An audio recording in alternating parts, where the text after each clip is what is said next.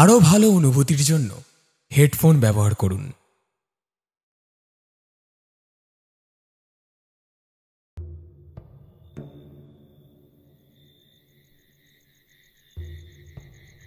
রুদ্র চরাচরের সীমান্তে বিস্তৃত অধিকৃত ঘন কালো গহীন অরণ্যে এক প্রাচীন মন্দির। কালো কুহেলিকায় লতাপাতায় মোড়া এক নিষ্কলুষ পাথুরে মূর্তি অধিষ্ঠান করছে তাঁর মধ্য গগনে। সময়ের চক্রাকার এখানে সম্পূর্ণ নিশ্চলমান। প্রাণের সঞ্চার এখানে নেই, শুধুই সর্বারণ্যে এক মায়াজালের ইন্দ্রছোঁয়া ভ্রুকুটিতে জেগে উঠছে ধীরে ধীরে। একটা সুপ্রাচীন বাঁশির সুর এই গোটা চরাচরকে স্তব্ধ করছে। কালান্তরের গহীন অরণ্যে ধীরে ধীরে ধাবমান হয়ে উঠছে এক প্রাচীন পিশাচিনীর অভিশাপ। এখানের প্রতিটা পাথর, প্রতিটা কণা এক একটি কালোজ্জায়ী অধ্যায়ের শুভানুধ্যায়ী। মন্দির প্রাঙ্গণ থেকে কোনো এক নারী মূর্তির স্তব পাঠ সেই সুরের সাথে গহীন নিবিড় অরণ্যকে করে তুলছে আরও বেশি মায়া মন্ত্রের জালে আবদ্ধকর।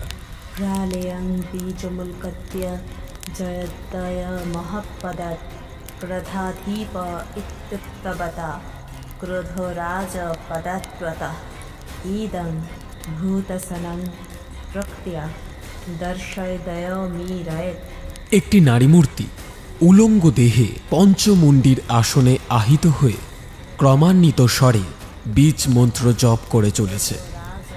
কেশ বেশ তার লেলিহান শিখায় জ্বলছে। বাতাস হয়ে উঠেছে চাঞ্চল্যকর। উড়ে যাওয়া পাতা এবং সামনের ধুনিতে জ্বলা আগুন তখন অষ্টকাঠের পরিতৃপ্তিতে অনেকটা উঠে এসেছে। হঠাৎ তখনই আকাশের বুক চিরে একটা বিদ্যুৎ খেলে গেল। বাজ পড়ার সাথে সাথেই একটা অসীম সন্ধ্যা মেধার রক্ত রাগান্বিত বৃদ্ধা নারী মূর্তি এসে দাঁড়াল তাঁর সামনে। চক্ষু নয়ন মেলে প্রথমা নারী মূর্তি বলে উঠল, মাইরে, তুই এইছিস রে মাই? কেন রে বে, কেন ডেকেছিস আমারে? শক্তি, শক্তি চাই রে মাই, মৃত্যু চাই আমি ওর। শক্তি চাস? কি জন্য শক্তি চাস তুই? কেন এসেছিস নাগগুল্ম বনে? এখানে যে মৃত্যু ভয় সর্বদা দৌর প্রহরীর গোড়ায় টোকা দেয় রে মেয়ে। মৃত্যু ভয় নেই গা আমার মাই, আমি শুধু শক্তি চাই, বিশ্বহরি শক্তি। শক্তি চাস রে বে তুই? কিন্তু এ পথ যে বড় কঠিন, তুই পারবি? হ্যাঁ রে মাই, আমি আমি সব পারবো রে। কি চাই বল, বল মাই, কি চাই? মহামৃত্যু, মহামৃত্যু, মহামৃত্যু।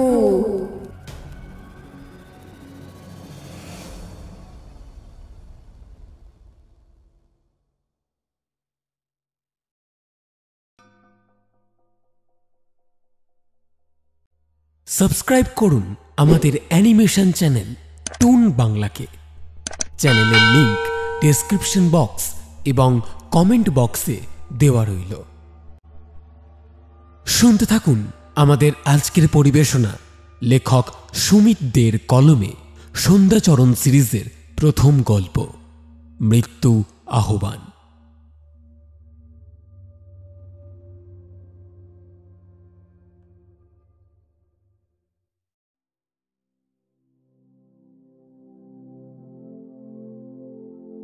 সেদিন মুখুজ্জে বাড়ির চণ্ডীমণ্ডপের আড্ডাটা বেশ জমে উঠেছিল। চারিদিকে শান বাঁধানো বড় বড় সুরকি পাথরের মোটা স্তম্ভে ঘেরা একটা ঠাকুর দালান। নানান রকম হস্তশিল্পের নিপুণ কাজে জমিদারি ঔদ্ধত্য পর্যায়মান। কিছু ইট পাথর গুঁড়ো গুঁড়ো হয়ে ঝরে পড়েছে। বোঝা যাচ্ছে জমিদার বংশটি অতীব সুপ্রাচীন। ইতিহাসের পাতায় কতই না স্মৃতি আবদ্ধ করে মায়াজালে বুনে রেখেছে এই আটচালা। কতই না অসম্ভব সুখময় এবং রঙিন সেসব দিন।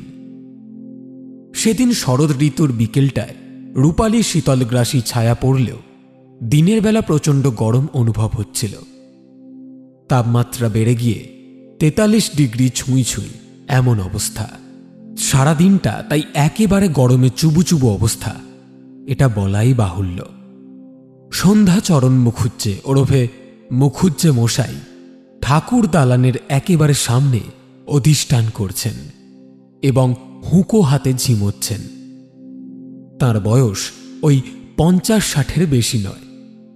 মাথার চুলে পাক ধরেছে, গালে হালকা কাঁচা পাকা দাড়ি আর কপালে ত্রিভাঁজের সংমিশ্রণ। সৌম্য, শান্ত এবং প্রজ্ঞানী মানুষ তিনি। সর্বদা ঠোঁটের কোণে এক টুকরো বাঁকা চাঁদের ফালির মতো হাসি লেগে থাকে তাঁর। জমিদার পুরুষের অগাধ সম্পত্তির সামিয়ানায় তিনিই এখনকার বর্তমান অধিকর্তা। নেশা করেন বটে, কিন্তু বড্ড পরোপকারী লোক তিনি। গ্রামের মানুষের বিপদে আপদে তাঁর জুড়ি মেলা ভার। প্রায় হাজারোধিক দেশ বিদেশ ঘুরে আবারও তিনি ফিরেছেন এই স্বপ্নময়ী দেশমায়ের চরণতলে, তাঁর নিজ বাসস্থানে।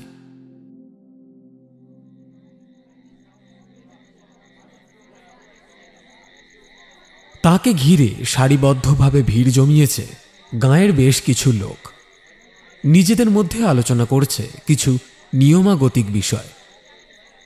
হঠাৎ শ্যামদা সেই সময় বলে উঠল, আরে হ্যাঁ হ্যাঁ, সব মনে আছে। এই বছরের লিগে সোনার সাজেই মাকে সাজাবুনি।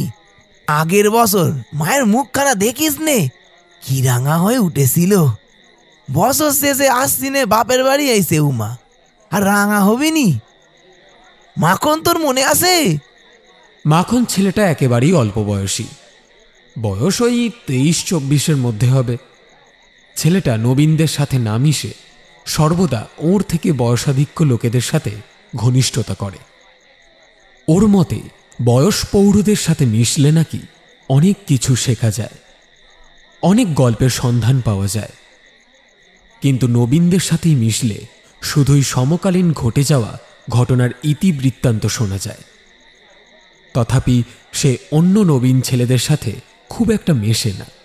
আরে হ্যাঁ হ্যাঁ শ্যামা দাদা, দুর্গা মায়ের মুখ বাবা, সে কি কখনো ভোলা যায়? তবে শ্যামা দাদা, এবারে না মায়ের স্থানে আরো বেশি আলোয় সাজিয়ে দিও তো। ঠাকুর দালানের অন্দরমহলের ভেতরে আলো বেশি ঝাড়বাতি দিও, দেখবে মায়ের মুখ কত ঝলমল করে। হ্যাঁ, পাশ থেকে কিছু লোক মাখনের কথায় সম্মতি জানালো।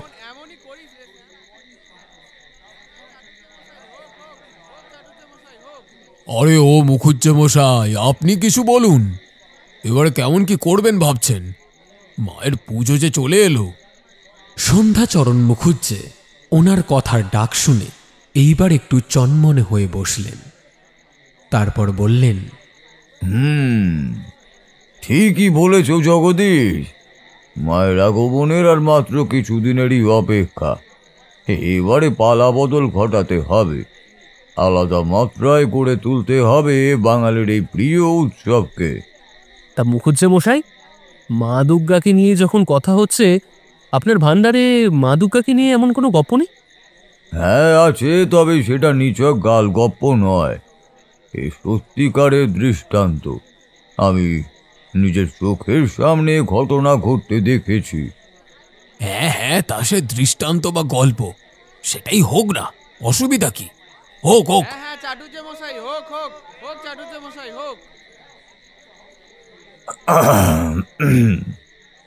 প্রায় 439 বছর আগের কথা। ঢাকা জেলার বিক্রমপুরে ভট্টাচার্য জমিদারের বাড়িতে 1585 অব্দ থেকে পুজো শুরু হয় দেবীর দুর্গার। তখন থেকে বেশ জাঁকজমকপূর্ণভাবে দেবীর আরাধনা হতো। পুজোর আগে করা হতো বস্ত্র বিতরণ উৎসব। গ্রামের গরিব দুঃখীদের দান করা হতো অন্ন এবং বস্ত্র। পুজোর সময় শয়ে শয়ে লোক ভিড় করত পুজোর এই উৎসব আমেজে উন্মাতাল হওয়ার জন্য। পুজোর 5টা দিন কারুর বাড়িতেই হাঁড়ি চড়ত না। সকলেই পাত পেরে দ্বিপ্রহর এবং রাত্রি ভোজ খেতেন। নবীন থেকে প্রবীণ সকলেরই এই পুজো মণ্ডপে কুলতানি চলত। গ্রামের সকল মানুষদের নিয়ে সমবেতভাবে চলত এই পুজো। পুজোয় নানান প্রকারের বিদেশি ঝাড়বাতি, লণ্ঠন এবং বিভিন্ন রঙের রঙ্গোলি দেওয়ার চলও তখন থেকেই অগ্রদূত হিসাবে উপস্থিত ছিল। 200 বছর তখন অতিক্রান্ত। নিয়মানুযায়ী পূর্বপুরুষ ধরেই ভট্টাচার্য পরিবারে পুজো হয়ে আসছিল দেবী মাতৃশক্তির। এরপর দেশে ইংরেজেরা আসেন। ভাগ হয়ে যায় ভারত এবং বাংলাদেশ দুটি আলাদা আলাদা রাষ্ট্রে। ভট্টাচার্য পরিবার চলে আসে এখনকার পশ্চিমবঙ্গের অন্তর্গত ক্যানিংয়ে। এখানে এসে শুরু করেন আবার দুর্গাপুজোর উৎসব। তখন ক্যানিংয়ে জমিদার রূপে বিচার করছেন শ্রী রামকান্ত ভট্টাচার্য। প্রসঙ্গ সূত্রে বলে রাখি, রামকান্ত ভট্টাচার্য সম্পর্কে আমার মামা হন। আমার পিতা শ্রী পরাশর মুখুজ্জের সাথে বিবাহ হয় ক্যানিংয়ের জমিদার মশাই নিখিল ভট্টাচার্য মশাইয়ের কন্যা চিন্তামণি দেবীর সাথে। আশ্বিন মাস পড়েছে। পুজোর তখন আর ওই কটা দিনই বাকি। তখন আমি গিয়েছিলাম আমার বাড়িতে বেড়াতে। নিয়ম মাফিক ঘুম, পর্যাপ্ত খাওয়া দাওয়া এবং উন্মুক্ত বাতাসের কার্যকারিতার সুবাদে সুখে স্বাচ্ছন্দ্যে বেশ ভালোই দিন কাটছিল আমার। সময় সাপেক্ষে স্বাস্থ্যোন্নতিও দেখা দিয়েছিল। 1 সপ্তাহ তখন অতিক্রান্ত। ছুটির পর্ব শেষ করে যেদিন বাড়ি ফিরব, সেদিনই ঘটে গেল এক অভূতপূর্ব বিস্ময়সূচক ঘটনা।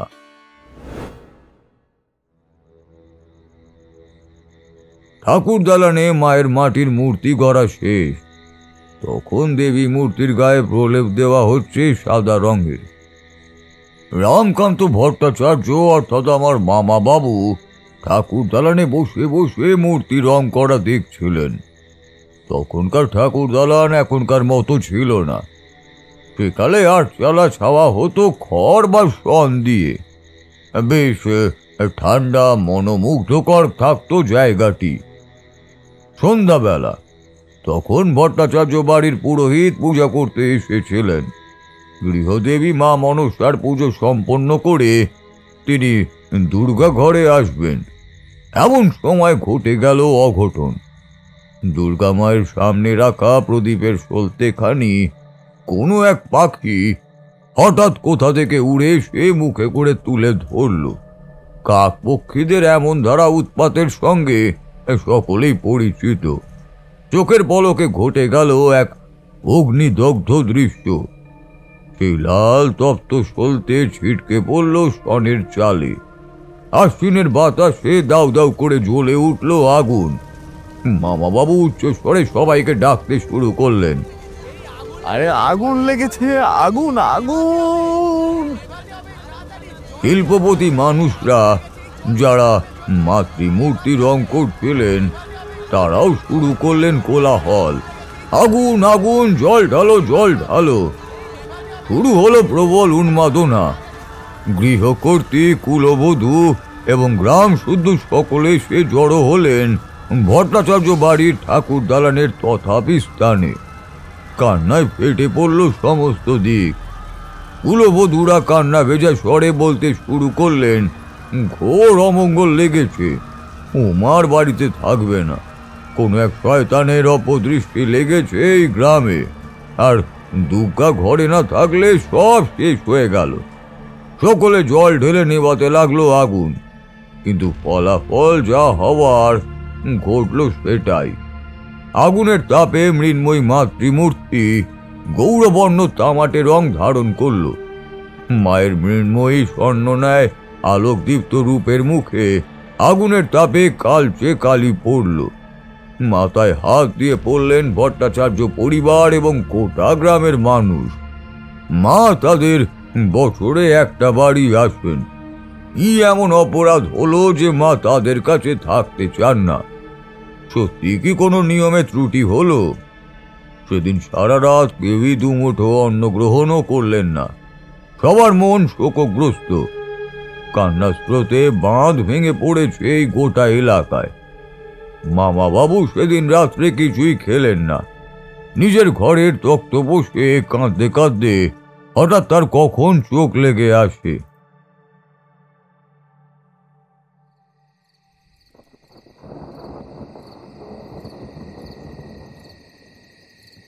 রাতের আকাশ ছিল বিষাদগ্রস্তময়। আকাশে একটাও তারা ফোটেনি। চন্দ্রদেবও আজ গগন মাঝে অধিষ্ঠিত নন। সারা পৃথিবী জুড়ে শুধুই ঘন কালো অন্ধকারাচ্ছন্ন চাদরে ঢেকে গেছে।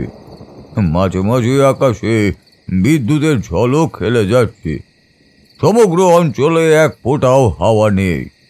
সৃষ্টি হয়েছে এক গুমট পরিবেশের। ক্লান্ত মামাবাবু আচ্ছন্ন ছিলেন নিবিড় ঘুমে। এই নিদ্রা বড়ই কঠিন, পরিস্থিতিও কঠিন। যার সুখ দুঃখ জ্ঞান নেই, যার মন বড়ই উতলা। এত বছর ধরে পুজো হচ্ছে মায়ের, এমন ধারা অশৈলী ঘটনা আগে কখনো ঘটেনি। কি অপরাধে মা তাদের এমন শাস্তি দিলেন? বোধনের আর কিছুদিনই বাকি। তাহলে আজকের এই ঘটনা তবে কি সংকেত দিচ্ছে? সময়টা তখন মধ্যরাত্রি।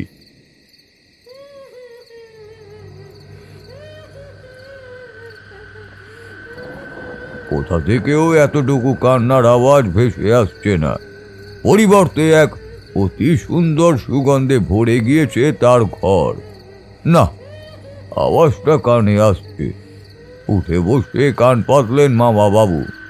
নুপুরের মৃদু নিকন তুলে হেঁটে আসছে কেউ। বাহির বাড়ির দিক থেকে অন্দরের দিকে আসছে। রুদ্ধশ্বাস হয়ে অপেক্ষা করতে লাগলেন মামা বাবু।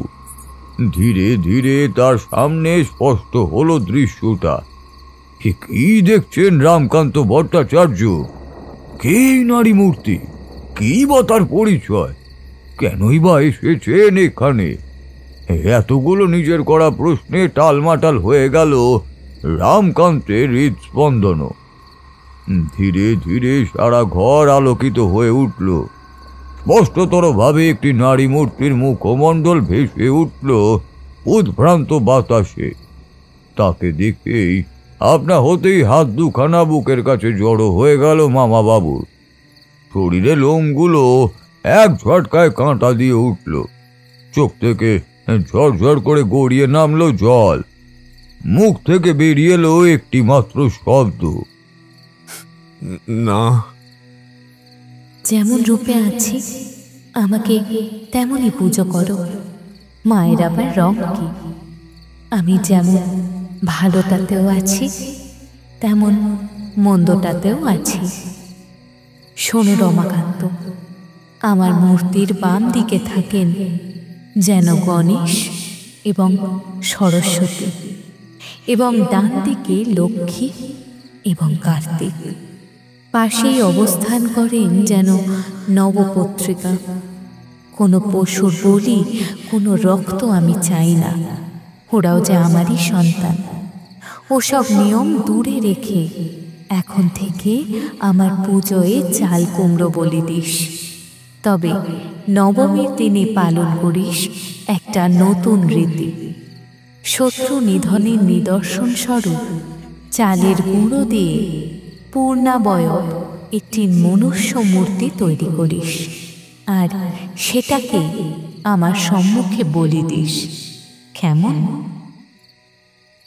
কথাটি সমাপ্ত করে ওই দেবী অবয়ব ধীরে ধীরে বিলীন হয়ে গেলেন, মিলিয়ে গেলেন শূন্য বাতাসে।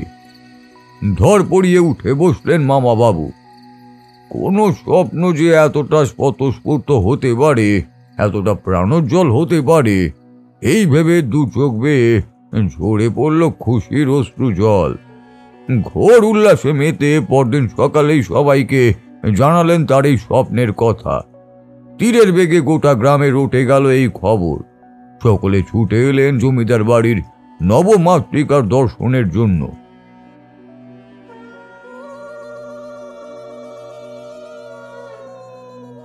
জমিদার বাড়ির গৃহিণী, কুলবধূ সকলে নবমাতৃকার নবীন রূপ দর্শন করে স্নাত হলেন। বেজে উঠল শাঁখ, ঘণ্টা এবং উলুধ্বনি। আবার মেতে উঠলেন সকলে খুশির উৎসবে। আজ যেন দেশে সুখময় অভিব্যক্তির শীতল ছায়া নেমে এসেছে। সারা দিক ছেয়ে গেছে শুধুই খুশির আনন্দে। সকালে রৌদ্রোজ্জ্বল পরিবেশ সৃষ্টি করেছে এক অসীম সুন্দর মায়া মেধার। কি শান্তি বিরাজ করছে আজ এই দেশে, এই ভূমিতে। মনুষ্য জীবন ধন্য মাতৃদর্শন পেয়ে। এত সুন্দর, এত ঔদ্ধত্যপূর্ণ সুখময় মুখ এই বিশ্ব ব্রহ্মাণ্ডে আর দ্বিতীয়টি নেই। কত সুন্দর, কত লাবণ্যময় এ নির্মল হৃদয়। অনুষ্ঠান শেষে নিখিল ভট্টাচার্য ওরফে আমার দাদামশাই আমাকে এসে বললেন, দাদু ভাই, এই বছর পুজোটা এখানেই কাটাও। আমি তোমার মা বাবার সাথে কথা বলে নেব। হ্যাঁ, আমি বললে নিশ্চয়ই তারা রাজি হবে। বেশ দাদামশাই, তবে তাই হোক। আপনি বরং ও বাড়িতে চিঠি পাঠিয়ে দেবেন। আজ আপনাদের সুবাদেই আমার এই মায়ের রূপ দর্শন সম্পন্ন হলো। এতদিন ধরে যে রূপে মা পুজো পেতেন, তার হঠাৎ এরকম রূপ বদল ভাবলেও বেশ বিস্মিতই লাগে। মা দুর্গা চেয়েছিলেন কিনা জানি না, হয়তো তার আশীর্বাদেই সেদিনের ওই ঘটনার পরবর্তী অংশও আমার চোখের সামনেই ইতিস্তম্ভ টানে। বেশ কিছুদিন পরের কথা। ততদিনে আমাদের বাড়িতে দাদামশাইয়ের চিঠি লিখে পাঠানো হয়ে গেছে।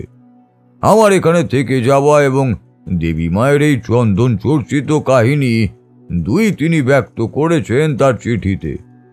উত্তরে বাবা পত্রে লিখে জানিয়েছেন তাদের এই পুজোয় আমার থেকে যাওয়া নিয়ে কোনো মন্তব্যই নেই। তাই আমিও বেশ খুশিতে দিন যাপন করছিলাম।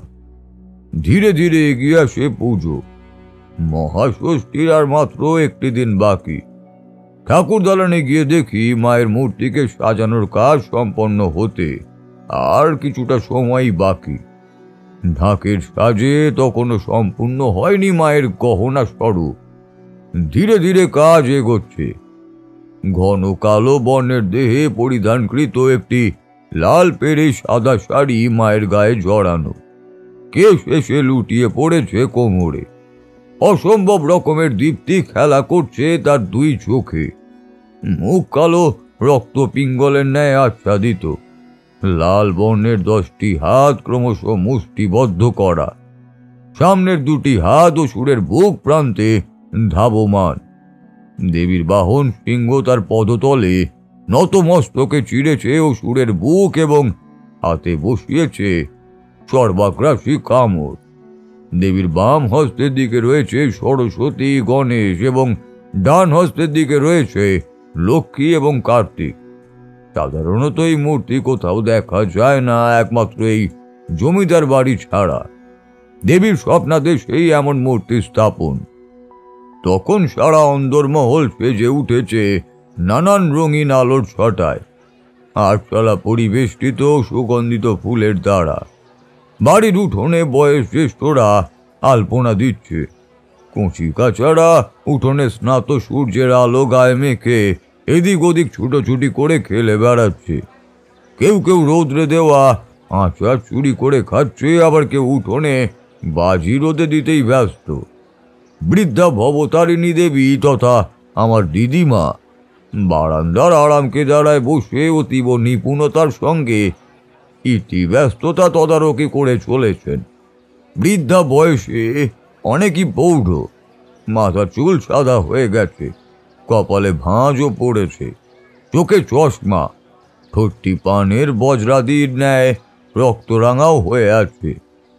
এই হরি, মালাটা আরো ডান দিকে ঘেঁষে বাঁধ বাবা। কিন্তু তোর আলো লাগানো হয়ে গেলে আমার জর্দার ডিবেটা এনে দিস তো। তিনি চেঁচিয়ে কথাগুলি বললেন। এইবার এক টুকরো সাজিয়ে রাখা পান মুখে ভরে দিল সে। আমি তার দিকে ধাবমান হলাম। আমাকে দেখে তিনি খুশি হয়ে বললেন, আর সন্ধ্যা এসেছিস? আমাকে কাছে টেনে নিয়ে জড়িয়ে ধরলেন তিনি। আমি প্রথমে একটা প্রণাম করলাম তাকে। না না না, থাক থাক থাক মা, মায়ের সামনে পা যে ছুটো নেই মা। তিনি লজ্জারাঙা মুখে বললেন। আমি দুর্গা মায়ের দিকে তাকিয়েই বললাম, আচ্ছা দিদিমা, মাকে সবাই খুব ভালোবাসে তাই না? হ্যাঁ রে সন্ধ্যা, সবাই মাকে খুব ভালোবাসে। মায়ের মতো মমতাময়ী আর কে বা আছে বল? বাংলার প্রিয় উৎসব এটি। বড় বিচিত্র এ বঙ্গদেশ, বিচিত্র এই বঙ্গের মায়ের কথা। মা যে এখানে দেবী নন রে, মা এখানে একেবারে আমাদের ঘরের মেয়ে। সন্তানের প্রতি তার আকুল স্নেহ, আর বাপের প্রতি তার মায়ার টান, সব মিলিয়ে উমা যখন ফেরে তার নিজের ঘরে, তখন সবাই হয়ে ওঠে সুখময়, মেতে ওঠে আনন্দ উৎসবে। তাই বোধহয় মায়ের এমন অদ্ভুত গাথা ঘরে ঘরে মানুষের মুখে বার্তায় ঘোরে। দাদু ভাই, এবার যাও, খেয়ে নাও। বৌমা, ও বৌমা, দাদুভাইকে নিয়ে যাও তো। পৃথুন এবং মেদবহুল মুখের অল্প বয়সী একটি নারী মূর্তি ধাবমান হলেন আমার দিকে। তার মুখে ঘাম তেলের মতো একটা আলাদা তৃপ্তির জেল্লা খেলা করছে।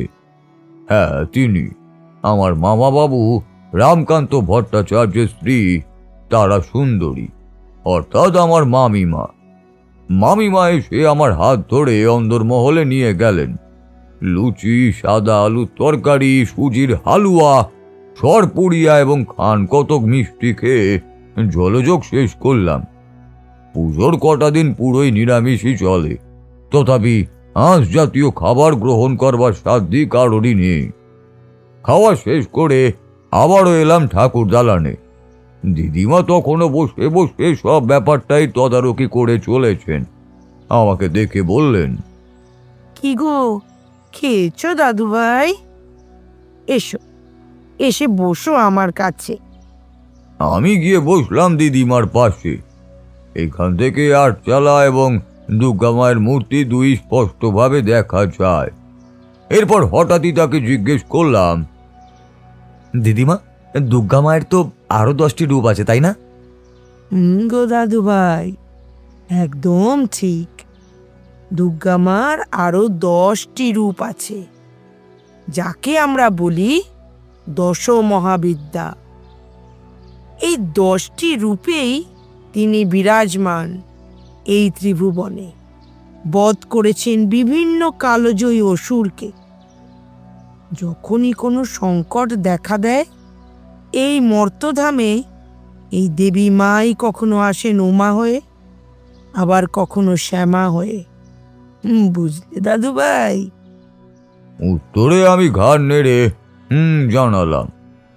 সারাদিনের দালান গৃহ সাজানো দেখতে দেখতে আর দিদিমার সাথে মাঝে মধ্যে দু একটা কথা বলতে বলতেই এভাবেই কেটে গেল সেই দিনটা।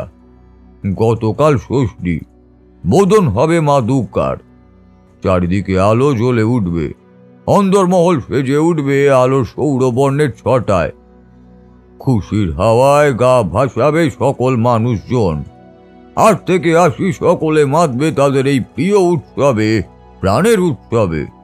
উমা যে ঘরে ফিরছে, একসাথে ভোজ খাওয়া, চণ্ডী মণ্ডপের আড্ডা, সহায় হরির গানের আসর, এই সব মিলিয়ে জমকালো পুজো।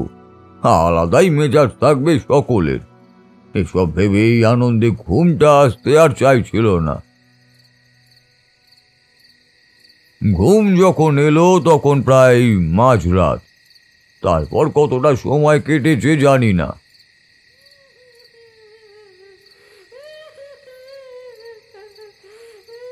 হঠাৎ কি যেন একটা শব্দে ঘুমটা ভেঙে গেল।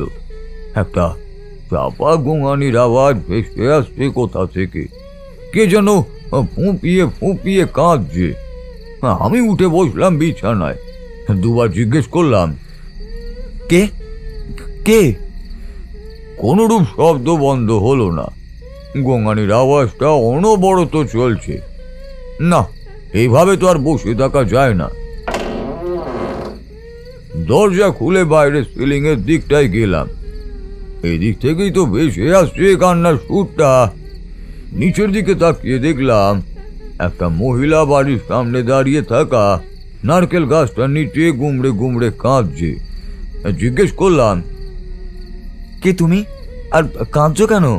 তুমি কি শুনতে পাচ্ছ আমার কথা? কোনো উত্তরই এলো না। আবারও জিজ্ঞেস করলাম, আরে কেন কাঁদছো? এই তোমার বাড়ি কোথায়? ফের চুপ, কোনো উত্তর নেই। পাগল নাকি? না, এইভাবে আর বসে থাকা ঠিক হবে না। মামা বাবুকে গিয়ে ডাকি। মামা বাবুর ঘর থেকে আমার ঘরের দূরত্ব খুব একটা বেশি ছিল না। আমি অন্দরমহলে জ্বলে থাকা ঝাড়বাতির আলোয় মামা বাবুর ঘরের দোরগোড়ার সামনে উপস্থিত হলাম। প্রথমে 2-3 বার দরজায় খটখট করলাম। মামা বাবু, শুনছেন? ও মামা বাবু। সকলে আমার ডাকে নিদ্রাভঙ্গ অবস্থাতেই উঠে এলো। তারা বাড়ি জেগে গেছে। সকলের নিদ্রা নিষ্কুলসিত করেছে আমার এই ডাক। ছুটে এসেছেন দাদা মশাই, দিদিমা আরো অনেকে। এবারে দরজা খুললেন মামা বাবু। চোখ মুছতে মুছতেই বললেন, কিরে সন্ধ্যা, মাঝরাতে এত ডাকাডাকি কিছু হয়েছে নাকি? এরপর মামিমাও পিছনে এলো। তারও সেই একই প্রশ্ন। হ্যাঁ মামা বাবু, হ্যাঁ, আপনি শীঘ্রই নিচে চলুন।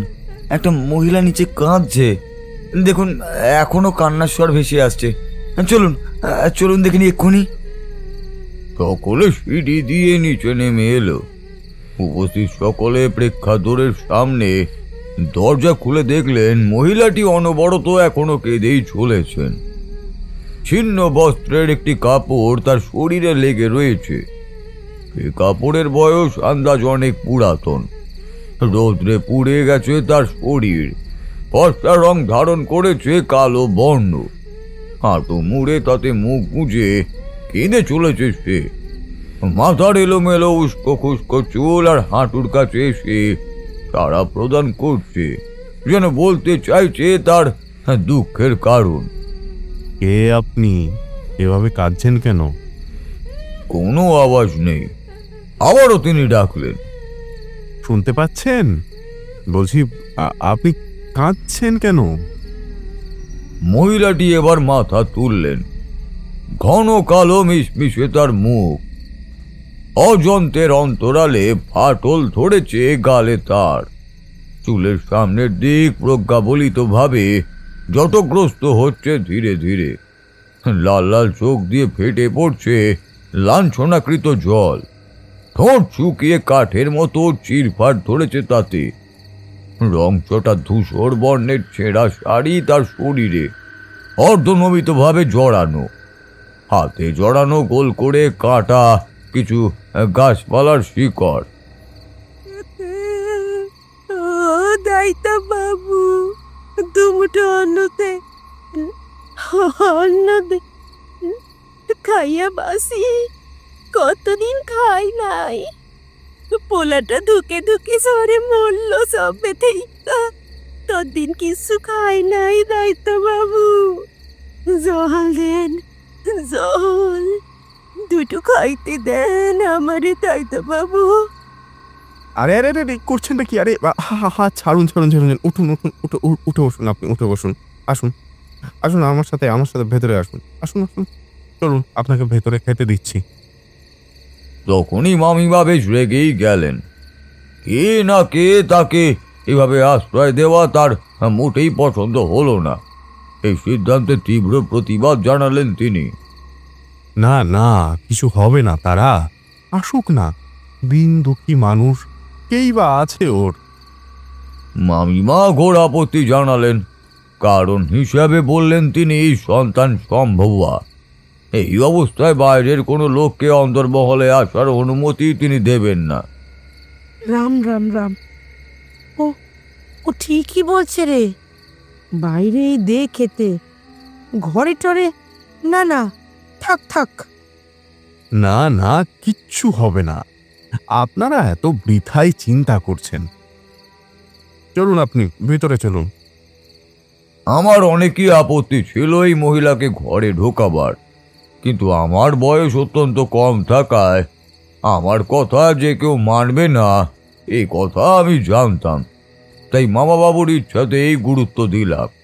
মহিলাটিকে ভিতরে নিয়ে গেলেন তিনি, সবাই গেলেন তার পিছু পিছু।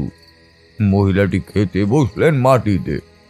পাতে খাবার বেড়ে দেওয়ার পরই গোগ্রাসে খেতে শুরু করলেন তিনি। বড্ড ছিন্ন ভিন্ন সে খাওয়া, এদিক ওদিকে সর্বদিকে ছড়িয়ে ছিটিয়ে সে খাচ্ছিল। এমন সময় দিদিমা তাকে জিজ্ঞেস করলেন, তোমার নাম কি মেয়ে?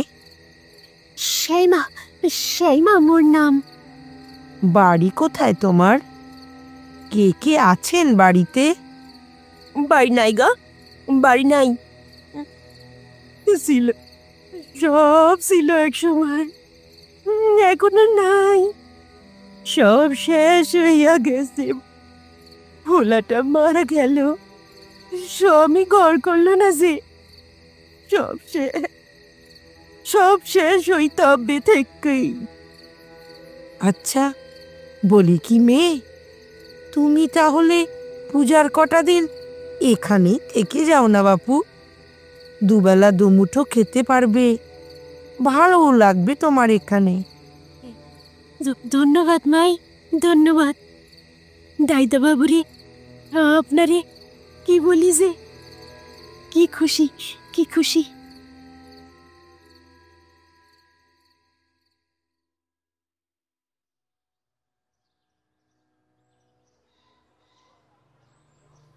পরদিন সকালের পাখির কুজনে ঘুম ভাঙল আমার। আজ ষষ্ঠী, দুর্গামার হাতে আজ অস্ত্র পরানো হবে।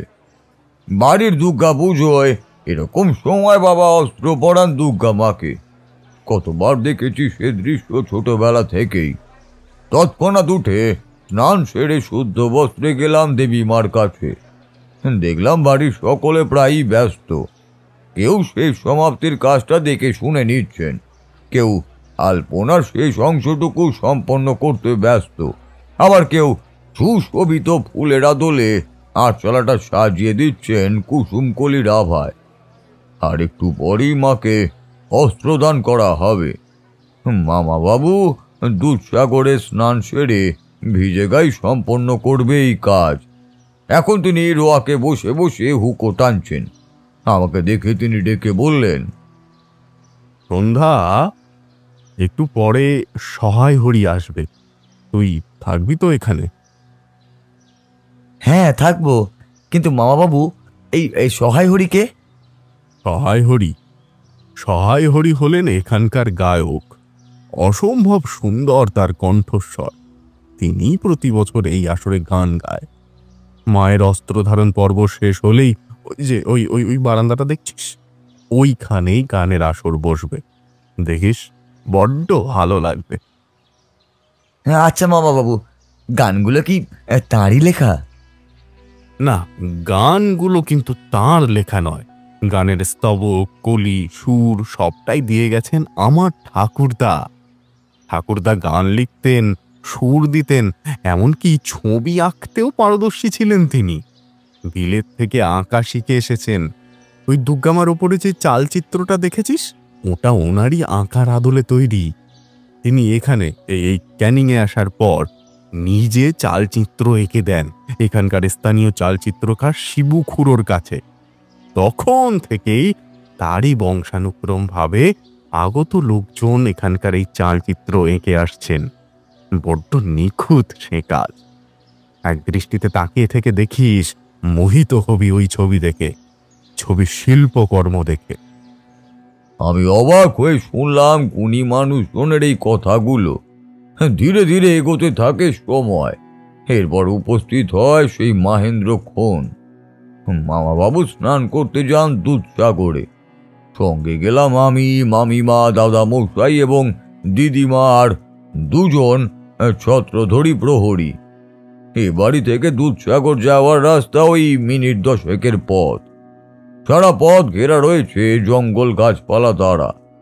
মধ্যেখান থেকে বেরিয়ে গেছে একটা সরু মেঠো পথ, ক্রমশ মিশেছে সেটা অন্য একটা গ্রামের সাথে।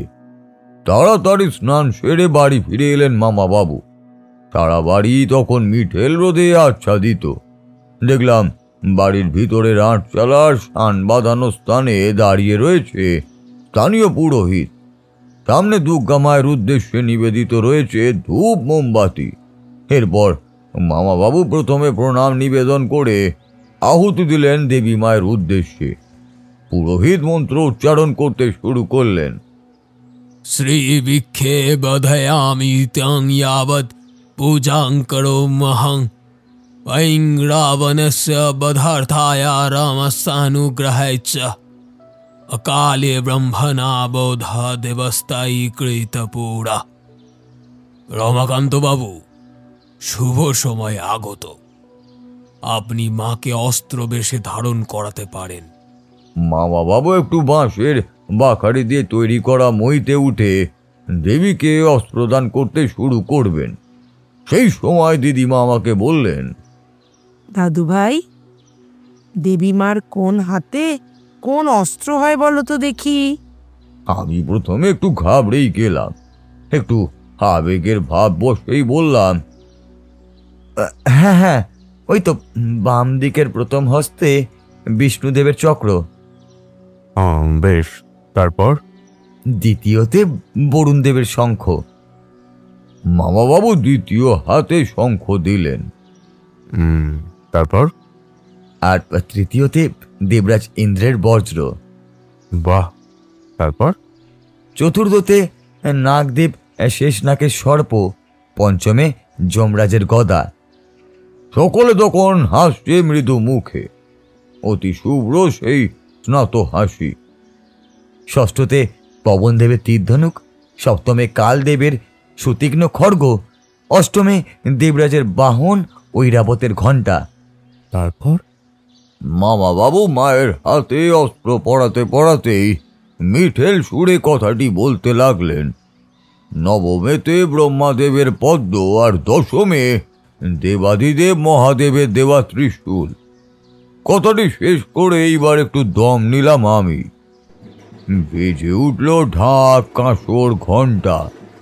মামা বাবু শেষ অস্ত্রটি পরিয়ে নেমে এলেন মইবের নিচে। সবাই তখন আমার প্রশংসায় পঞ্চমুখ। বেড়ে বলেছ দাদু ভাই, বাহ বাহ বাহ, খুব সুন্দর। খুব ভালো সন্ধ্যা। দুর্গা মা মঙ্গল করুক তোর।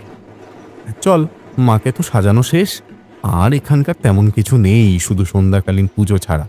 চল কিছু খেন, এক্ষুনি সহায় হরি এলো বলে।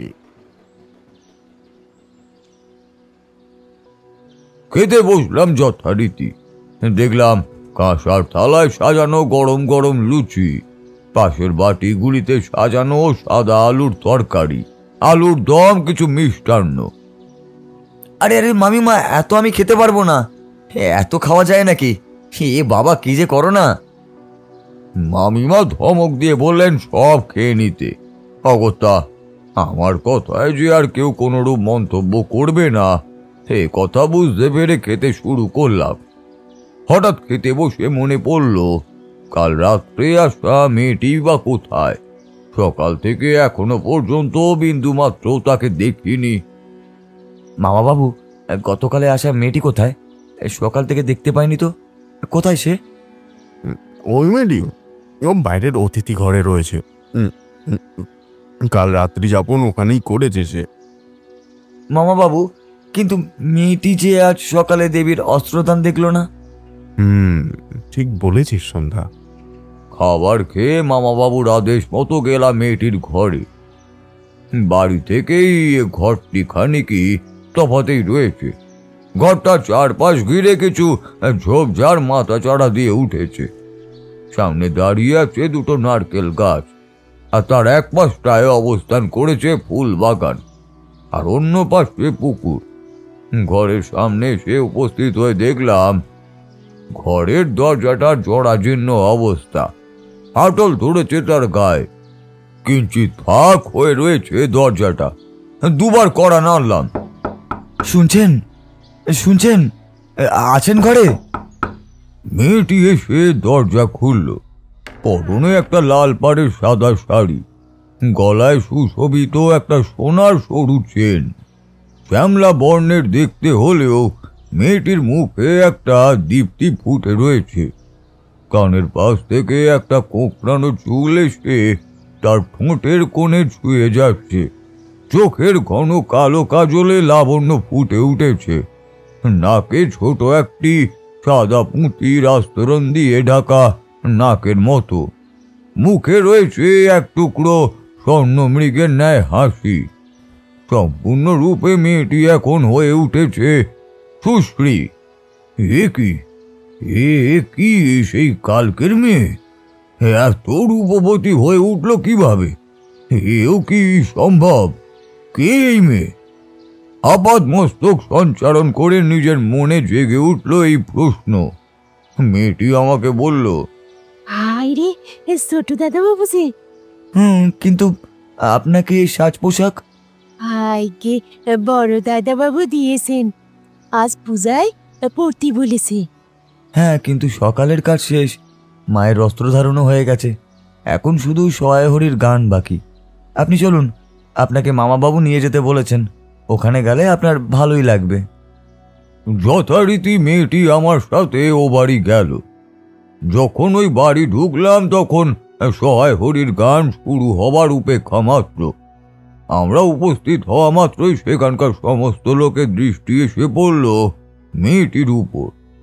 কেউ যে এই মেয়েটিকে এখানে দেখে খুশি নন এ কথা বুঝতে বাকি থাকলো না।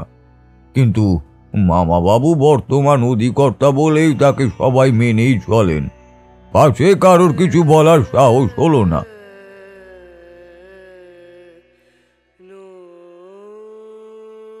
সহায় হরি গান শুরু করলেন। সবাই মোহিত হয়ে শুনছিলেন গানটি। গান শেষে পাত পড়ল এ বাড়িতে সবার। আজ মহাষষ্ঠী। ভোগ প্রসাদ স্বরূপ বাসমতি চালের সরু সরু দানার খিচুড়ি, আলুর দম, একটা 5 মিশালি তরকারি, হাঁটি দুধের পায়েস আর কমলা ভোগ অতি তৃপ্তি করে খেলো গ্রামের সকল মানুষজন। এসবের মধ্যে দিয়েই কেটে গেল অনেকখানি সময়। সন্ধ্যা নামল। পুরোহিত মশাই এলেন সন্ধ্যা আরতি করবার জন্য। আর বিপদটা ঘটল ঠিক তখনই। মামিমাকে পাওয়া যাচ্ছে না কোথাও। কোথায় গেলেন মামিমা? সারা বাড়িতে শোরগোল পড়ে গেল। কেউ উপরতলার ঘরে, কেউ বা নিচে, সব জায়গায় তন্ন তন্ন করে খুঁজেও পেলেন না মামিমাকে। সত্যি তো, কোথায় গেলেন মামিমা এই ভর সন্ধ্যাবেলায়? মামাবাবুকে না বলে বাইরে বেরোবার সাহস কারোরই নেই। কিন্তু মায়ের সন্ধিক্ষণ যে এদিকে বেরিয়ে যাচ্ছে, বৃদ্ধ ঠাকুর মশাই মামাবাবুকে কাস্তে কাস্তে ডেকে বললেন, জমিদার মশাই, পুজো শুরু করি। মুহূর্ত যে বিলম্বিত হচ্ছে ধীরে ধীরে, আর যে অপেক্ষা করাটা ঠিক হবে না। মামাবাবু তাকে আদেশ দিলেন পুজো করবার। কিন্তু পুজোয় মন কি কারোর বসে? এবাড়ির গৃহলক্ষ্মী বাড়িতে নেই, বাড়ির মাই বাড়িতে নেই, তাকে খুঁজে পাওয়াও যাচ্ছে না। আরেক মা কিভাবে নেবেনই বা পুজো? অনেকটা কষ্টকর পরিস্থিতি কাটানোর পর সন্ধি পুজো শেষ হলো। মামাবাবু বাড়ির সকলে আরো একবার চারিদিক খুঁজে দেখার পর যখন কোনো সন্ধানই পেলেন না মামিমার, তখন তিনি লোক ডাকলেন। বললেন, তোমরা গ্রামের প্রতিটা কোণা ঘুরে দেখো, খবর দিও আমাকে কোনো সংবাদ পেলে কিনা। গ্রামের লোকেরা চলে গেল। মামিমা গেলেন তো গেলেনই বা কোথায়? দিব্যি তো হেঁটে চলে বেড়াচ্ছিলেন, কিন্তু এরকম হঠাৎ না, কিছুই মাথায় এলো না।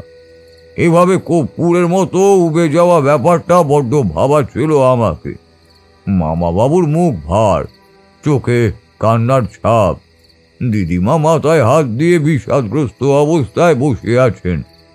এ কি অলক্ষণ দেখা দিল মায়ের পুজোয়? কোনো কি ত্রুটি হয়েছে? পুরোহিত সবকিছু দেখে শুনেই নিয়েছেন, ভুল হওয়ার বিন্দুমাত্র কার্যক্রম নেই। এরপর হঠাৎ আটচালার একটা বিকট চিৎকারে সবার তন্দ্রা কেটে গেল। মেয়েটির চিৎকার, হাউ মাউ করে কেঁদে উঠলো মেয়েটা, চেঁচাতে শুরু করলো সে। আমরা সবাই ছুটে গেলাম দুর্গা ঠাকুরের আটচালার কাছে। গিয়ে যা দেখলাম তাতে বুকের রক্ত ঠান্ডা হয়ে এলো। হৃদস্পন্দন মনে হলো যেন এক নিঃশ্বাসে থেমে যাবে। গলা শুকিয়ে আসতে শুরু করলো। দেখলাম সামনে দেবী মূর্তির নিচে অধিষ্ঠানরত সিংহের মুখ থেকে বেরিয়ে আছে এক টুকরো কাপড়ের আঁচল। এ কাপড় তো পরেছিলেন মামিমা, সে কাপড়ের আঁচল সিংহের মুখে। উহ, কি বিভৎস সে দৃশ্য! মামা বাবু থর থর করে কাঁপতে কাঁপতে এক ঝটকায় লুটিয়ে পড়লো মাটিতে। দিদিমা এসে ধরলেন মামা বাবুকে। ফুঁপিয়ে ডুকরে কেঁদে উঠলেন মামা বাবু। দিদিমাও কাঁদছে। একটি অশুভ আত্মার ছায়া পড়লো বাড়িতে, পরে ওকে ফিরে গেল। কাঁদতে কাঁদতে নিজের বুকে টেনে নিলেন মামা বাবুর মাথা। ও ঠিক বলছে মা, বাড়িতে অপদেবতা বাস করছে। ও শুধু একা নয় মা, ওর সাথে আমার সন্তান ছিল। এখন সে আমার চোখ দিয়ে ঝরে পড়ছে তখন অসম্ভব রকমের বাড়ির স্রোত। বুক ভাঙা কান্নায় তখন সারা বাড়ি উন্মাতাল। গ্রামের লোকেদের কাছে মুহূর্তেই পৌঁছে গেল খবর। ছুটে এলেন সকলে। আজ এই খুশির দিনে সবারই মন কাঁদছে, সবার চোখেই জল। এ কি হলো? মা দুর্গা কি করলেন? হ্যাঁ, নিজের সন্তানকে অন্য সন্তানের দ্বারা গিলে খেতে দিলে? এ কেমন বিচার মা? তোমার হৃদয় কেন এরকম পাষাণ হয়ে উঠেছে মা? এই কি তুমি অন্নপূর্ণা? এই কি তুমি চণ্ডী? বেশ কিছুক্ষণ পর রাত তখন অনেকটাই গভীর হয়েছে। বাড়ির উঠোনে দাঁড়িয়ে রয়েছে তখনও বেশ কিছু লোক। মামা বাবু ধীরে ধীরে উঠে দাঁড়ালেন। শেষ আঁচলটুকু সিংহের মুখ থেকে বের করে নিয়ে গেলেন নিজে কক্ষে। ধীরে ধীরে ফাঁকা হয়ে এলো জমিদার বাড়ি। সবাই চলে গেল তার নিজ নিজ গৃহে। আজ রাতটা বড়ই কষ্টদায়ক। মহালয়ার দিন অমাবস্যা থাকলেও এতদিনে একটু চাঁদ দেখা যাওয়ার কথা, কিন্তু বাইরেটায় আজ শুধুই অন্ধকার। সারা বাড়ির আলো নিভে গেছে, জ্বলছে শুধু ঠাকুর বাড়ির অন্দরমহল। বাইরে একটা ফোঁটাও হাওয়া দিচ্ছে না। সারা জায়গাটা গুম মেরে আছে। আজ তার নিঃসঙ্গতা তাকে বড্ড একলা করে দিয়েছে। তাকে ঘিরে রয়েছে একটা বেদনার মলিন আলো, শুধুই দুঃখ ভরা তাতে। রামকান্ত বাবু এক দৃষ্টিতে তাকিয়েছিলেন দেওয়াল পানে। সে চোখের কোণে পলক নেই, নিষ্প্রাণ সে চোখ। স্ত্রী নেই, আর সে সর্বহারা। কি জবাব দেবে সে তার শ্বশুর কুলে? কোন পর্যায়ে মান হবে সে সকলের নয়নে? কোথায় বা স্থান পাবে সে? এইসব ভাবতে ভাবতে কখন চোখ বুজে আসে মামা বাবুর। তিনি লুটিয়ে পড়েন গভীর ক্লান্তিকর ঘুমে। গভীর রাতে একটা শব্দে ধরপড়িয়ে উঠে বসে সে। ছুটে আসেন দিদিমা, আমি, দাদা মশাইও। দেখলাম মামা বাবুর মুখে ফুটে উঠেছে অজস্র ঘাম। চোখ মুখ ভয়ে আচ্ছন্ন, চুল উস্কো খুস্কো, বড্ড হাঁপাচ্ছে সে। কি হয়েছে খোকা? হ্যাঁ, এমন করে চেঁচিয়ে উঠলি যে? কি হয়েছে বলো? হ্যাঁ, মেয়েটা মরে গেল, ছোট্ট মেয়েটা মরে গেল। রক্ত, ওর বুকে ছুরি বসিয়েছে কেউ। কাতর স্বরে এসে চিল্লাচ্ছিল, ছেড়ে দাও আমাকে, ছেড়ে দাও। সে ছাড়লো না, মরে গেল মেয়েটা। ওরে, কে ছাড়লো না? কার কথা বলছি খোকা?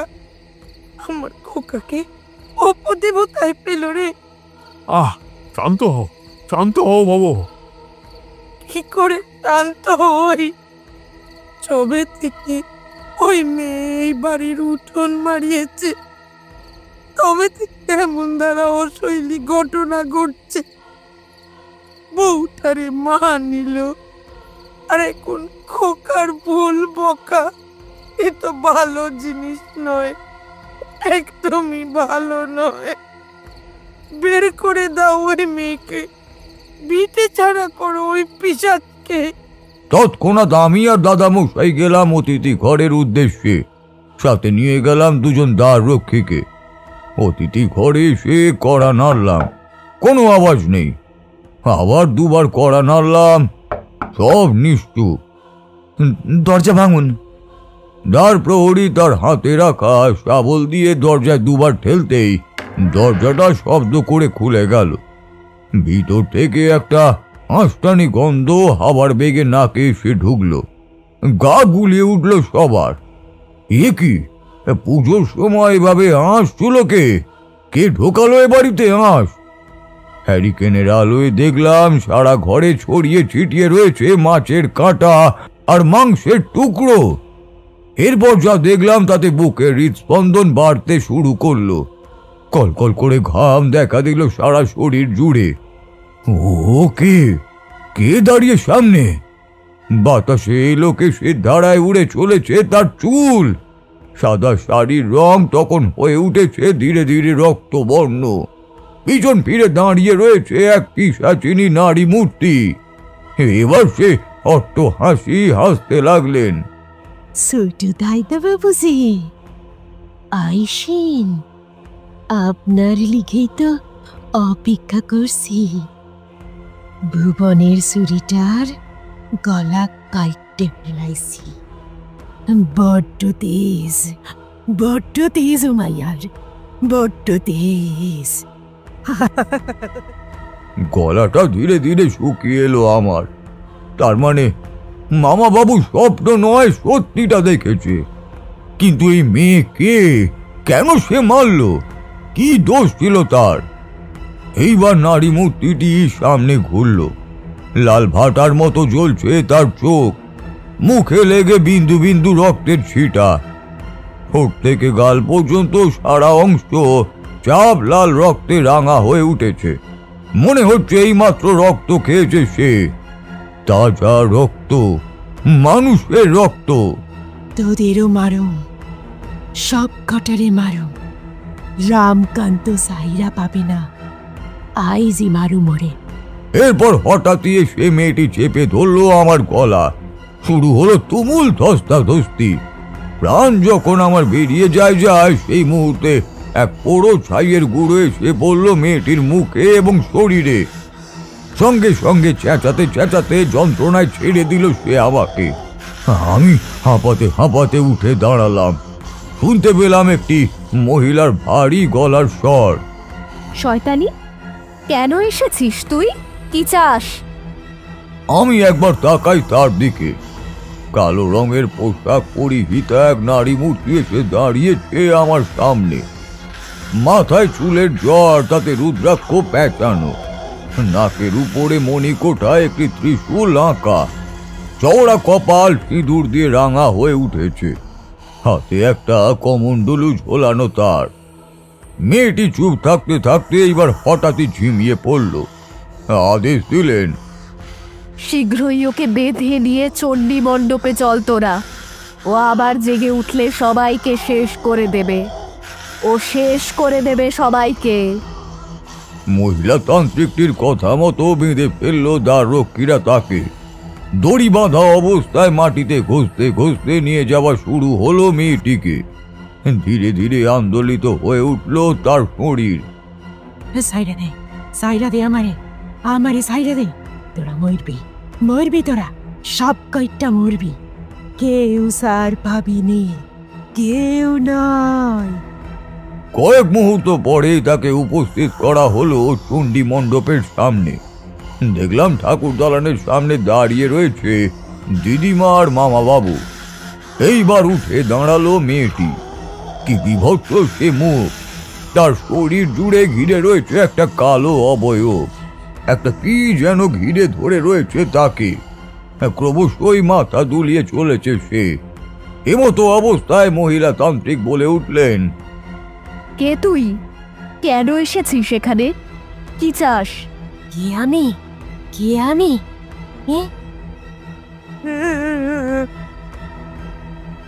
দুর্গা মারেছে গা, কে আমি? ওই মাটির মূর্তি পূজা করো কিসের লাইকা? হাসেন দেবী, হাসে না দেও। দেবী যদি থাকতেনি তাহলে এভাবে চুপ থাকতেন না, রুইকে দাঁড়াতেন, রুইকে দাঁড়াতেন। এই শ্যামা, শ্যামা ওঠ, ওঠ বলছি। মুখ পুরি খুন করে এসে এখানে ভেলকি দেখাচ্ছিস? কিচ্ছু হয়নি ওর, সব ওর নাটক। থামো, কি হচ্ছে কি? সঙ্গে সঙ্গে মেয়েটি ঊর্ধ্বগমিত হয়ে চেপে ধরল দিদিমার গলা। উহ, সে হাতের বাহুবলের কি জোর, কি বিভৎস তার মাংসপেশি। শুরু হলো তুমুল ধস্তাধস্তি। দিদিমা আপ্রাণ ছাড়াবার চেষ্টা করছে। ছেড়ে দে, ছেড়ে দে আমায়। দাদা মশাই, আমি, মামা বাবু সবাই আপ্রাণ ছাড়াবার চেষ্টা করি, কিন্তু এতজনের গায়ের বল তখন সবটাই নিস্তেজ ওই মেয়েটির কাছে। মেয়েটির হাত আরো দৃঢ়ভাবে বসে যায় দিদিমার গলায়। দিদিমা কাতরাতে থাকেন। ছেড়ে দে, ছেড়ে দে। ধীরে ধীরে সে গলার স্বর নিস্তেজ হয়ে আসে, গলা শুকিয়ে আসতে শুরু করে তার। প্রাণটা ডুকরে ডুকরে কেঁদে ওঠে আরো একবার। শেষ রক্ষার হলো না, মুখ দিয়ে বেরিয়ে যায় দিদিমার প্রাণ নিঃশ্বাস। মেয়েটি ছেড়ে দেয় তাকে। এরপর হঠাৎ মেয়েটি উচ্চ স্বরে হাসতে শুরু করে।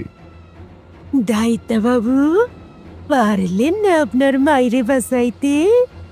আপনার তান্ত্রিকও পাইল না। দাদা মশাই, আমি, মামা বাবু তখন কাল সীমান্তের একেবারে শেষ প্রান্তে এসে দাঁড়িয়েছি। চোখ দিয়ে ঝরে পড়ছে ভয়ঙ্কর রকমের জল। বুক ফাটা কান্নায় ভেঙে পড়ল মামা বাবু। পুজোর দিনে এ কেমন বলিদান, এ কেমন তোর শোক! নিজের মানুষ মারা যাচ্ছে, হারিয়ে যাচ্ছে ধীরে ধীরে। এ কি হলো জমিদার বংশের? কিসের অভিশাপ লাগলো এই বংশে? হ্যাঁ, কিসের অভিশাপ লাগলো? একদিকে চলছে বুক কাঁপা দিল দরিয়ার কান্না, আর অপর দিকে চলছে ভয়ঙ্কর পিশাচিনীর এই অট্ট হাসি। এরপরই মামা বাবু দ্বার প্রহরীদের আদেশ দেন, বেঁধে ফেল, বেঁধে ফেল ওই শয়তানিকে। তৎক্ষণাৎ দুজন দ্বার প্রহরী গিয়ে বেঁধে ফেলে তাকে। ছেড়ে দে, ছেড়ে দে আমায়, আমায় ছেড়ে দে, ছেড়ে দে। ওকে মার, মেরে ফেল, ওকে মেরে ফেল। মারতে মারতে সব অস্থি, সব সন্ধি এক করে দে। মার, তোকে মার। কথার সাথে সাথে দ্বার প্রহরীরা তাদের হাতে থাকা লাঠি দিয়ে মেয়েটিকে প্রহার করতে শুরু করলো। মেয়েটি চিৎকার করতে থাকলো বিকট ভাবে। এইবার একটা লাঠির ফলায় সে বসে যায় মেয়েটির মাথার রকে। ফোয়ারার মতো ছিটকে বেরোয় রক্তের তুমুল স্রোত। তবুও অনবরত প্রহার করতে থাকা হয় তাকে। আরো মার। মেয়েটির আরো কতগুলি জায়গায় প্রহার করে করে ভেঙে দেওয়া হয় হাড়। ঝরে পড়তে থাকে রক্ত তার সারা অঙ্গ বেয়ে বেয়ে। আপনার বউটারে আমি খেয়েছি দাদা বাবু, বড্ড লুনা স্বাদ। তার রক্তের পেটের ভেতর একখান বাচ্চা ছিল, তাই না দাদা বাবু? হ্যাঁ, সিবি সিবি সিবি খেয়েছি তারে। বড় নরম স্বাদ তার, কষি কষি হাড়। কথাটি শেষ করা মাত্রই একটা ছুরির ফলা গিতে দেয় মেয়েটির গলায়। পাশ ফিরে তাকায় মেয়েটি। সে দেখে মহিলা তান্ত্রিকটি তার গলায় ছুরি বসিয়েছে। অস্পষ্ট স্বরে একটি আওয়াজ বেরিয়ে এলো তার মুখ থেকে, ভৈরবী, আকি হারামজাদি, তুইও মরবি। কেউ থাকবি নাই, কেউ থাকবি নাই, মরবি। সব সব কয়টারি মারবো। হাসতে হাসতে যন্ত্রণায় দম বন্ধ হয়ে আসে তার। দেখে নিবে, সব কয়টাই দেখে নিবে, দেখে নিবে। এই শেষ কথাটি বলে নিঃশ্বাস ত্যাগ করে মেয়েটি ধূপ করে পড়ে যায় মাটিতে। মামা বাবু কাঁদছেন, দাদামশাই কাঁদছেন, চারিদিকে শোকের ছায়া। রমাকান্ত, কাল যজ্ঞ করব। এখান থেকে একটু দূরে যে বটতলা আছে তার নিচে পঞ্চমুণ্ডির আসনের জোগাড় করো। সব জোগাড় করে দেব আমি, বলুন কি লাগবে? এই মেয়ের মৃতদেহ চাই। একে পোড়া শোনে এই মেয়েটার উপর কাল মধ্যরাত্রে বসে আমি সব সাধনা করব, মন্ত্র পাঠ করে শাকিনীদের ডাকব। সে তোকে রক্ষা করবে, কিন্তু এই যজ্ঞ যদি অবদমিত হয় তাহলে কেউ বাঁচবি না, এমনকি আমিও বাঁচব না। এরপর সন্ধ্যাচরণ বাবু একটু থামলেন, হুঁকোয় দুটো টান মেরে বললেন, তোমরা হয়তো শাকিনী কথাটির সাথে পরিচিত নও। শাকিনী হলো তান্ত্রিকদের এক প্রকার দেবী। তন্ত্র সাধনার এর পরিব্যাপ্তি বিশাল। শাকিনী হলেন মূলাধার চক্র নিয়ন্ত্রণ করেন তিনি যোগিনী গোষ্ঠীর অন্তর্গত, যিনি একদিকে শরীরে ভৌত পদার্থ এবং অন্যদিকে চক্রগুলির সূক্ষ্ম স্তরের সাথে সম্পর্কিত শক্তিগুলিকে মূর্ত করে। যাক, গল্পে ফিরে আসা যাক। এরপর ভৈরবী মামাবাবুকে বললেন, বেশ, শোন তাহলে। সদ্য জন্মানো মূল সমেত 5 ফলা জবদুষ গাছ, 2 দিন আগে অপঘাতে মারা যাওয়া কুকুরের চোখ, 250টি শ্বেত পদ্ম এবং 1টি রক্তপদ্ম, প্রান্তের সজনে ডালে নির্মিত সদ্য কোনো পাখির বাসা, ভিতরে যেন বাচ্চাগুলি থাকে, আর সব থেকে যা বেশি গুরুত্বপূর্ণ তা হল নাগলতা। এছাড়া অন্যান্য দ্রব্যাদি, ঘি, মধু, চালতা, তেল, যজ্ঞ করবার অষ্টকাঠ, এই সবগুলি লাগবে। কাল সকালে নবপত্রিকার স্নান করানোর পর দেবীর পূজা হলে তবেই যাস, তাহলেই তুই এ জিনিস পাবি, নচেত নয়। মনে রাখিস, কেউ এখনো তোকে বারবার চেষ্টা করছে, এখনো বেঁচে রয়েছে সে। কিন্তু সে কে মা? কেন করেছে আমাকে মারবার চেষ্টা? জানি না রমাকান্ত, জানি না। এ জিনিস তখনই জানা সম্ভব যখন সে নিজে এসে ধরা দেবে। ঠিক আছে মা, আমি সব আয়োজন করে দেব। আপনি কাল পঞ্চমুণ্ডির আসনে প্রণয়িত হন। সেদিন রাতে আর কেউই 2 চোখের পাতা এক করলেন না। দিদিমাকে এবং শিবুর মেয়েকে শ্মশানে নিয়ে যাওয়া হলো। মামাবাবু দিদিমার মুখাগ্নি করলেন। দাউ দাউ করে জ্বলে উঠল আগুন। যে আগুনের রোষে একদিন মাতৃমূর্তির গৌরবর্ণা হয়েছিল, এখন সেই আগুনে জ্বলছে আরেক মা। বুক ফাটা কাঠের চড়পড়ানি শব্দে চারিদিক স্তব্ধ হয়ে উঠেছে। সকলে চোখ দিয়ে বেয়ে পড়ছে আপনজন হারাবার কান্না। বড্ড কষ্ট মিশে আছে এতে, বড্ড বেদনা জমা রয়েছে। আজ সবাই ক্লান্ত, সবাই নিশ্চলমান। মৃতদেহের সৎকারের কাজ সম্পন্ন করতে করতেই সকাল হয়ে গেল। সকলে ফিরে এলেন জমিদার বাড়িতে। আজ এই বাড়ি একেবারে ফাঁকা, ধুধু করছে। কোথাও আর আনন্দের রেশটুকুও নেই।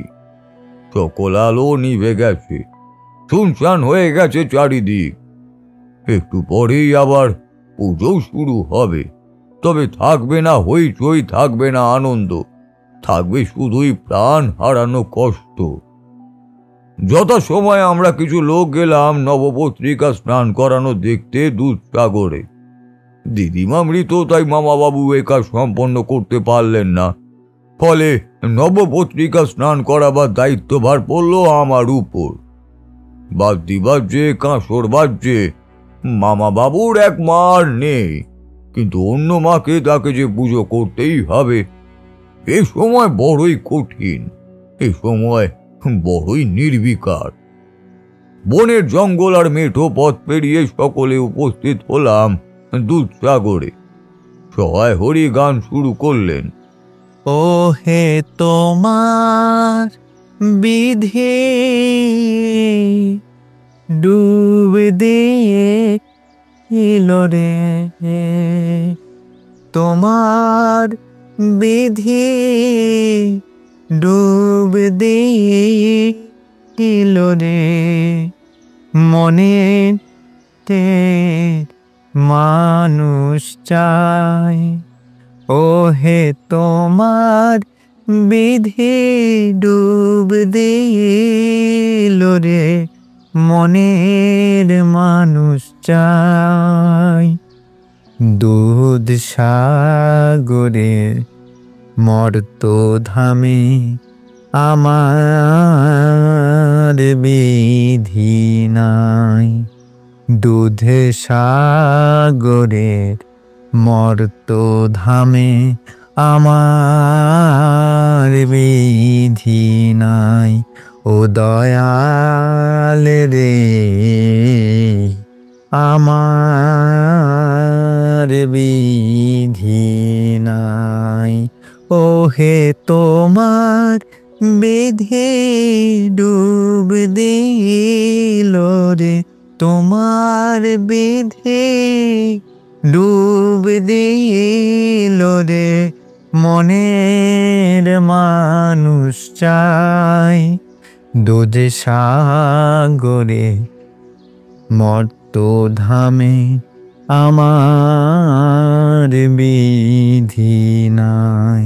ও দয়াল রে আমার বিধি নাই। বাঁশ এবং মাটি দিয়ে তৈরি করা ঘাটে ধীরে ধীরে নেমে পড়লাম। কলা বউকে নিয়ে পুকুরে ডুব মারলাম। তর্পণ সেরে সূর্য প্রণাম করে উঠে এলাম উপরে। বেজে উঠল ঢাক, কাঁসর, ঘণ্টা। আবারও ধাবমান হলেন জমিদার বাড়ির উদ্দেশ্যে। বাড়ি পৌঁছে নবপত্রিকাকে তেল, হলুদ, সিঁদুর দিয়ে বরণ করা হলো। পরিয়ে দেওয়া হলো কাপড়। ঠাকুর মশাই প্রতিষ্ঠিত করলেন তাকে গণেশের পাশে। পুজো শুরু হলো। নম সর্বমঙ্গল মঙ্গলে শিবে সর্বার্থ সাধিকে শরণ্যে ত্রম্বকে গৌরী নারায়ণী নমস্তুতে। নম সৃষ্টি স্থিতি বিনাশনং শক্তিভূতে সনাতনী গুণাশ্রয়ে গুণময়ী নারায়ণী নমস্তুতে। মাঝে মাঝে ঘণ্টার সঙ্গে বেজে উঠছে ঢাক, ঢোল, কাঁসর। চারিদিক ধুনোর গন্ধে মেতে উঠেছে। আজ যদি দিদিমা, মামিমা এখানে থাকতেন কতই না আনন্দ হতো, কতই না সুন্দর লাগতো। আজ পুজো হচ্ছে, তবে যেন মা দুর্গা স্বয়ং নেই এই পুজোয়। কথাটা মনে করতে করতেই হঠাৎই দেখলাম অন্দরমহলে এসে দাঁড়িয়েছেন আমার মা আর বাবা। যথাসময় পুজো শেষ হয়। মাতৃবোধন, প্রাণ প্রতিষ্ঠা দুই হয়। মামা মশাই মাকে দেখেই কাঁদতে থাকলেন। বোন রে, সব শেষ হয়ে গেল, আর কিছুই বাকি রইল না। হুটার কি যে হলো এসব। মাও কাঁদতে কাঁদতে তাকে সান্ত্বনা দিলেন। বাবা তাকে শক্ত হতে বললেন। অনেকটা সময় কান্নাকাটির পর সবাই ধাতস্থ হলেন। দুপুরের ভোগ প্রসাদ খেয়ে বাবা মা আবার ফিরে গেলেন নিজ গৃহে। এরপর দাদামশাইয়ের সাথে মামা বাবু বেরোলেন তন্ত্র সাধনায় উপনীত জিনিসপত্রের সন্ধানে। সময়ের আগেই সৌভাগ্যজনকভাবে পেয়েও গেলেন তারা সমস্ত দ্রব্যাদি।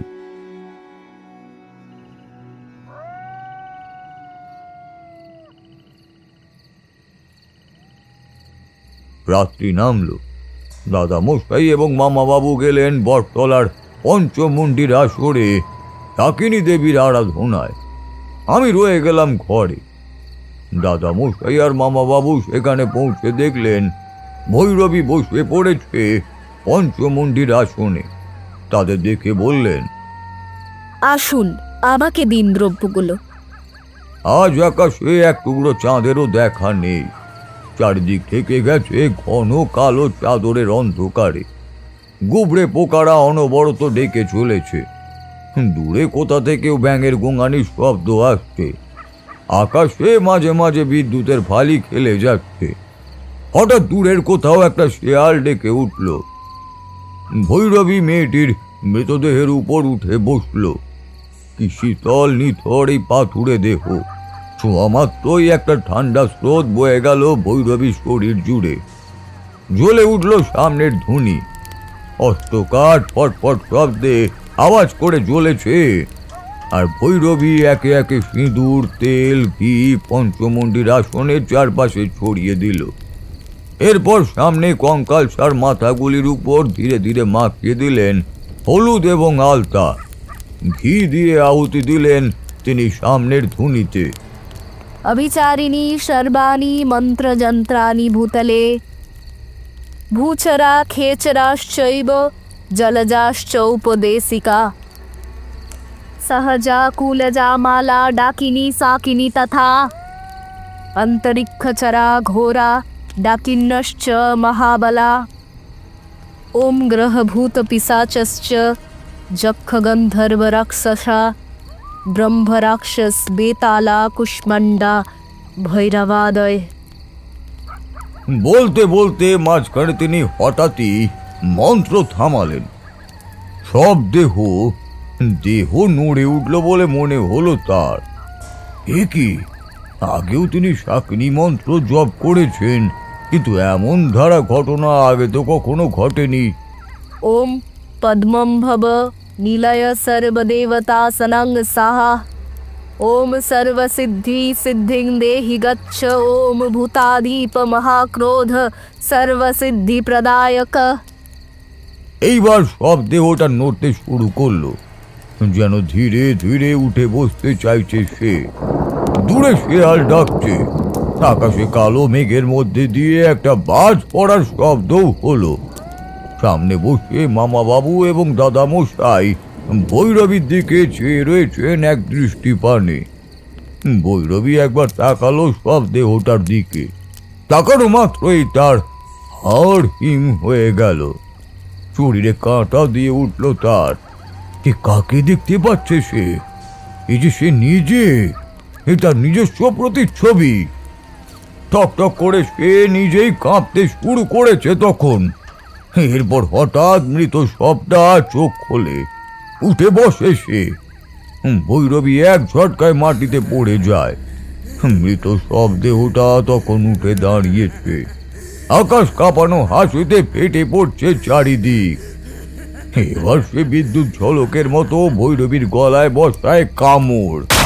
আস্তে আস্তে দাঁতের চাপে আলাদা করতে থাকে তার শরীর থেকে গলার নলিটি। ছটফট করতে করতে বেরিয়ে আসতে চায় ভৈরবীর প্রাণ। ধীরে ধীরে একটা সময় মাটিতে লুটিয়ে পড়ে সেই ভৈরবী। এরপর হঠাৎই সেই সব দেহ সামনে জ্বলে থাকা জ্বলন্ত অগ্নিকাঠ তুলে নিলেন হাতে। এইসব দৃশ্য দেখে থরথর করে কাঁপছে তখন দাদা মশাই এবং মামা বাবু। তাদের সামনে কি অশরীরী খেলা চলছে কেউই কিছুই বুঝে উঠতে পারছে না। সবার প্রাণ নষ্টাগত হয়ে উঠেছে প্রহেলিকার শেষ প্রান্তে এসে। আকাশের মেঘ দুরু দুরু করে কম্পমান হচ্ছে। সামনে আবার একটা বাজ পড়ল। চারিদিকে শুরু হলো তুমুল ঝড়। আশ্বিন মাসের রাতে ঝড় কল্পনা করা যায় না। এক পাশে চলছে দুর্গা পূজার আরাধনা, অন্য পাশে প্রেত পার্বণ। মৃত সব দেহটি এবার হঠাৎ সেই জ্বলন্ত কাঠের সূচালো ফলা বসিয়ে দিলেন নিজের ঘাড়ের এক প্রান্তে। সঙ্গে সঙ্গে ঘাড় বেয়ে নামলো তাজা রক্তের বন্যা স্রোত। ধীরে ধীরে সেটার চাপ বাড়তে লাগলো। জ্বলন্ত কাঠ ঢুকতে শুরু করলো গভীর থেকে অনেক গভীরে। একটা সময় গলার এপর থেকে ওপর হয়ে গেল সেই কাঠ। সে কি অগ্নিদগ্ধ দৃশ্য! নগ্ন দেহে তখন ধরে গেছে আগুন। দাউ দাউ করে জ্বলছে শরীর থেকে বুক। রক্তে লাল হয়ে আসছে তার সারা শরীর। বৃষ্টির ফোঁটাও মানছে না তখন এই ছড়াছড়। যেন প্রেতের খেলা শুরু হয়েছে গোটা সংসার জুড়ে। যেন ধীরে ধীরে কোনো এক মহামারীর প্রেতবল লেগে যাচ্ছে এই গ্রামে। সকল মানুষ যেন নিষ্পেষিত হতে শুরু করেছে ধীরে ধীরে। এইবার হঠাৎ সব দেহটি নিজের হাতে করে মাথাটা টানতে শুরু করলো। বাড়াতে থাকলো তার বাহুর বল। অসম্ভব রকমের শক্তি ধরছে। আজ তার কাছে যে যাবে তার মরণ ডঙ্কা বেজে উঠবে। মেয়েটি হাসতে শুরু করেছে ধীরে ধীরে। বিকট হাসিতে সারা আকাশ তখন কেঁপে উঠছে। অসম্ভব রকমের তার মাথার সাথে ধস্তাধস্তি হচ্ছে তার নিজের স্বয়ংই। একবার প্রবল জোরে টান মারল সে তার মাথায়। সঙ্গে সঙ্গে ধর থেকে মস্তক আলাদা হয়ে গেল তার।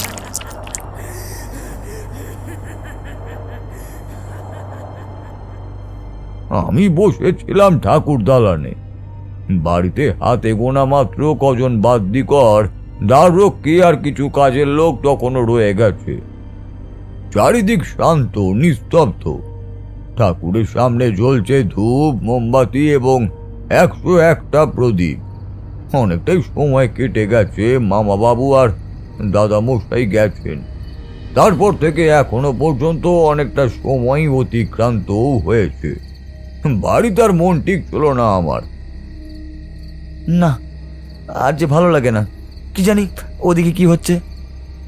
নিজের মনে মনেই অনেক প্রশ্নের উদ্ভব হচ্ছিল। স্থির করলাম আমাকে পৌঁছতেই হবে ওখানে। সব ব্যাপারটা নিজের চোখে দেখতেই হবে আমার। যেমন ভাবনা তেমন কাজও করলাম। বাড়ির সামনের দরজা দিয়ে না বেরিয়ে বেরোলাম পিছনের দরজা দিয়ে। কারণ আমি জানতাম সামনের দরজা দিয়ে আমাকে দ্বাররক্ষীরা কখনোই বেরোতে দেবে না। ঘাট পেরিয়ে জঙ্গল পেরিয়ে রাস্তা ঘুরে যেতে থাকলাম বটতলার পঞ্চমন্দির আসরে। আমি তখন উদ্দাম বেগে হাঁটছি পথ দিয়ে। হঠাৎই মনে হলো কে যেন আমাকে পিছন দিক থেকে ডাকছে। দাদু ভাই, এত তাড়া কিসের? যাচ্ছ কোথায়? হ্যাঁ, এ গলা তো আমি চিনি, আগেও শুনেছি বহুবার। এ আমার ঠাকুরদার গলা। ছোটবেলার কত মধুর সময় কাটিয়েছি এনার সঙ্গে।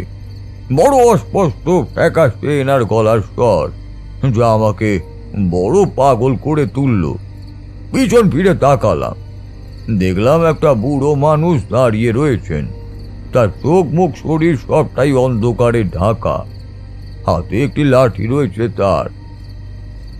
দাদু, তুমি? কথাটা শেষ করা মাত্রই মুহূর্তে মনে পড়ল আমার একটা কথা। এ কি, দাদু মারা গেছেন আজ 5টা বছর হলো, তবে ইনি কে? আরে ভয় পেও না দাদু ভাই, আমি তোমার কোনো ক্ষতি করব না, তুমি ভয় পেও না। দাদু, তুমি তো সবই জানো। এইসব কি কেন হচ্ছে আমি তো কিছুই বুঝতে পারছি না। হ্যাঁ, আমাকে বলো দাদু, এসব কি হচ্ছে? তোমাকে বলবার জন্যই তো এসেছি দাদু ভাই, কিন্তু এখন তোমার বড় বিপদ। কি বিপদ দাদু, বলো আমায়। দাদু ভাই, ওই মেয়ে কোনো সাধারণ মেয়ে নয়। ও পিশাচিনী, সবাইকে ধ্বংস করে দেবে ও। একটু ভুল হলে তোমারও মৃত্যু সংশয় হতে পারে দাদু ভাই। কিন্তু দাদু, মামাবাবু, দাদামশাই তারা তো পঞ্চমন্ডির আসনে ভৈরবীর সাথে যজ্ঞ করতে গেছেন। তাদের কোনো ক্ষতি হবে না তো? দাদু ভাই, পঞ্চমন্ডির আসনে সবাই যজ্ঞ করতে পারে না। এক জায়গায় একবার পঞ্চমন্ডির আসনে কোনো তান্ত্রিক বসবার পর সেই জায়গায় অন্য কোনো তান্ত্রিক পঞ্চমন্ডির আসনে বসতে পারে না। দামোদরতন্ত্রে এমনটাই সিদ্ধ রয়েছে। ওই জায়গায় আগে এক সাধু সব সাধনা করে গেছেন, আর এখন ওই জায়গায় সে সব দেহের উপর যজ্ঞ করা মানে সব দেহ জেগে উঠবে, আর তাকে গলা টিপে কিংবা গলায় কামড়ে সে রক্তের স্বাদ গ্রহণ করে তাকে মেরে ফেলবে। ভৈরবীর যজ্ঞ সম্পন্ন হবে না, সে মারা যাবে দাদু ভাই। তাহলে দাদু, ওখানে যে মামা বাবু, দাদামশাই সকলে আছেন, তাদের কোনো ক্ষতি হবে না তো দাদু? দাদু ভাই, জগতে মাতৃশক্তি একটা বিরাট শক্তি। মা যেমন এক হাতে ভালো মানুষদের আশীর্বাদ করেন, ঠিক তার অন্য হাতে দুষ্টুদের দমনও করেন। আবার এই মা যেমন স্নেহ করেন, তেমনি অপর দিকে শাসন করেন বই কি। তাই তো মায়ের এই রূপ। তিনি যেমনই ঘোড়া, তিনি তেমনই দিব্যাও বটে। তিনি যেমন রুদ্রাণী, তেমন তিনি কল্যাণীও। ভয়ের আড়ালে তিনি অভয়া, লয়ের মধ্যে তিনি জয়, মরণের মধ্যে তিনি অনন্য জীবন। তাকে ভয় কি দাদু ভাই? তিনি আছেন, তিনি সব দেখছেন। তোমার মামা বাবু আর দাদা মশাই যদি ভালো কাজ করে থাকেন, তারা মুক্তি পাবেন। যদি তারা অপরাধ করেন, মা তাদের শাস্তি দেবেই দাদু ভাই। এরপর আমার চোখের সামনে যা ঘটলো তা দেখে যে কোনো মানুষেরই হৃদস্পন্দন থেমে যাওয়ার জোগাড়। দেখলাম ধীরে ধীরে দাদুর শরীর বাতাসে মিলিয়ে যেতে লাগলো, আর দেখা যেতে লাগলো ক্ষুদ্র ক্ষুদ্র ভাবে অনেকগুলি নীলচে আলো। ক্রমশ সেই আলোগুলো একত্রিত হয়ে সৃষ্টি করতে লাগলো এক বৃহৎ গভীর লাভা পিণ্ড। চারিদিকে তখন ঝড় থেমে গেছে। আকাশে মাঝে মাঝে বিদ্যুতের বাতাবরণে জানান দিচ্ছে যে এই মুহূর্তে কোনো এক অতিপ্রাকৃত শক্তি ধীরে ধীরে আগমনিত হচ্ছেন। একগুচ্ছ জোনাকি পোকা ভিড় করেছে চারিদিকে, টিম টিম করে জ্বলছে তারা। এ রাত বড়ই গভীর, বড়ই মায়াবী। এইবার ধীরে ধীরে সেই নীলচে আলো রঙের মধ্যে দিয়ে সে দাঁড়ালেন এক নারী মূর্তি। সেদিকে তাকাতে এই মুহূর্তের মধ্যেই আমার চোখ জ্বলছে যেতে শুরু করলো। সে আলোর দিকে তাকানো যায় না। বড় তেজস্বিনী এই নারী মূর্তি, যার উত্তেজিত তেজের আলো ফেটে পড়ছে চারিদিকে। তার মাথার চুল নেমে এসেছে হাঁটু অবধি। উলঙ্গ দেহে আস্তরিত তার রূপসজ্জা। মাথায় অবস্থান করছে স্বর্ণ মুকুট। তারা দেহ মুখ অসম্ভব রকমের গাঢ় অন্ধকারে ঢাকা। গলায় জর্জরিত হয়ে পায়ে নেমে এসেছে মুন্ডমালা। রক্তবর্ণের জবা ফুলের মালা হাঁটুর নিচে অবধি ঝুলছে। বাম হস্তে উপরিভাগে ধরে আছেন সে একটি খাঁড়া। তার নিচ প্রান্তে ঝুলছে এক নরখাদকের মুন্ডু। ডান হস্তের উপরিভাগ দিয়ে ঝরছে আশীর্বাদের তলুদ্দেশ, এবং নিচ হস্তে রক্তে রাঙা এক পাত্র অর্ধনমিতভাবে ঝুলে রয়েছে। তাকে দেখেই হাত দুটো জড়ো হয়ে যায় আমার বুকের মাঝে। নিজের অজান্তেই মুখ দিয়ে বেরিয়ে আসে আমার একটি ক্রন্দনরতা শব্দ, মা। কাঁদতে কাঁদতে লুটিয়ে পড়ি মায়ের চরণে। মারে, তুই এতক্ষণ ধরে? কথাটা শেষ করতে পারিনি। সন্ধ্যাচরণ, যা শীঘ্র, আর বেশি দূরের পথ না। আজ আমি তোকে এক শক্তি দিলাম। এবার থেকে যখনই কোনো কিছু অশুভ ঘটবে, তুই তার পূর্বাভাস পাবি। যা গিয়ে দর্শন কর ছিন্ন মস্তা রূপ। যা সন্ধ্যাচরণ, যা, শীঘ্র যা। এই বলে ধীরে ধীরে মিলিয়ে গেলেন সেই দেবী মূর্তি। আমি ধাতস্থ হয়ে উঠে দাঁড়ালাম, চোখ মুছে হাঁটতে লাগলাম পথ। এ জীবন আজ ধন্য, ধন্য এ মাতৃভূমি, হে বিশ্ব চরাচর। একটু এগিয়েই পৌঁছে গেলাম পঞ্চমন্দির আসরে। গিয়েই যা দেখলাম তা দেখে আমার সারা গা কাঁটা দিয়ে গেল। মুহূর্তে শরীর বেয়ে বিদ্যুৎ বেগে নেমে গেল একটা ঠান্ডা হিমেল স্রোত। দেখলাম একটা নগ্ন নারী মূর্তি। না না, মূর্তি বলা ভুল হবে তাকে। তার গলা নেই, মাটিতে দাঁড়িয়ে রয়েছে কেবল একটা ধর। এক হাতে রয়েছে তার কাটা মুন্ডু, অন্য হাতে দাউ দাউ করে জ্বলছে একটা জ্বলন্ত কাঠ। গলার শিরা পুড়ে ফোয়ারার মতো ছিটকে বেরোচ্ছে রক্ত। পাশে দাঁড়িয়ে সে রক্তপান করছে আরো দুই নারী মূর্তি। তখন জ্বরে গা পুড়ে যাচ্ছে আমার, ঠক ঠক করে ঠান্ডায় কাঁপছি আমি। আমার দিকে তাদের চোখ পড়তেই হঠাৎ রক্তপানকারী একটি নারী মূর্তি বলে উঠল, সইলে এসেছে তোর ছোট দাইদা বাবু। মাইরে ফেল, যা ওরে মাইরে ফেল। সেই মুহূর্তে আমার চোখ পড়ল মাটিতে। অবচেতন অবস্থায় পড়ে রয়েছেন মামা বাবু এবং দাদা মশাই। আমি ছুটে গিয়ে তাদের ডাকতে শুরু করি, মামা বাবু, মামা বাবু, দাদামশাই, দাদামশাই শুনতে পাচ্ছেন? দুজনের জ্ঞান ফেরে এবার। ফের তখনই আবারও হেসে ওঠে সেই নারী মূর্তি। ততক্ষণে সেই রক্তপান রূপ ফিরে এসেছে তার আপন নিয়মে। অর্ধনগ্না নারী মূর্তিটি আমার উদ্দেশ্যে বললেন, কি দাদা বাবু, বাসাতে এসেছেন আপনার মায়মা বাবুকে?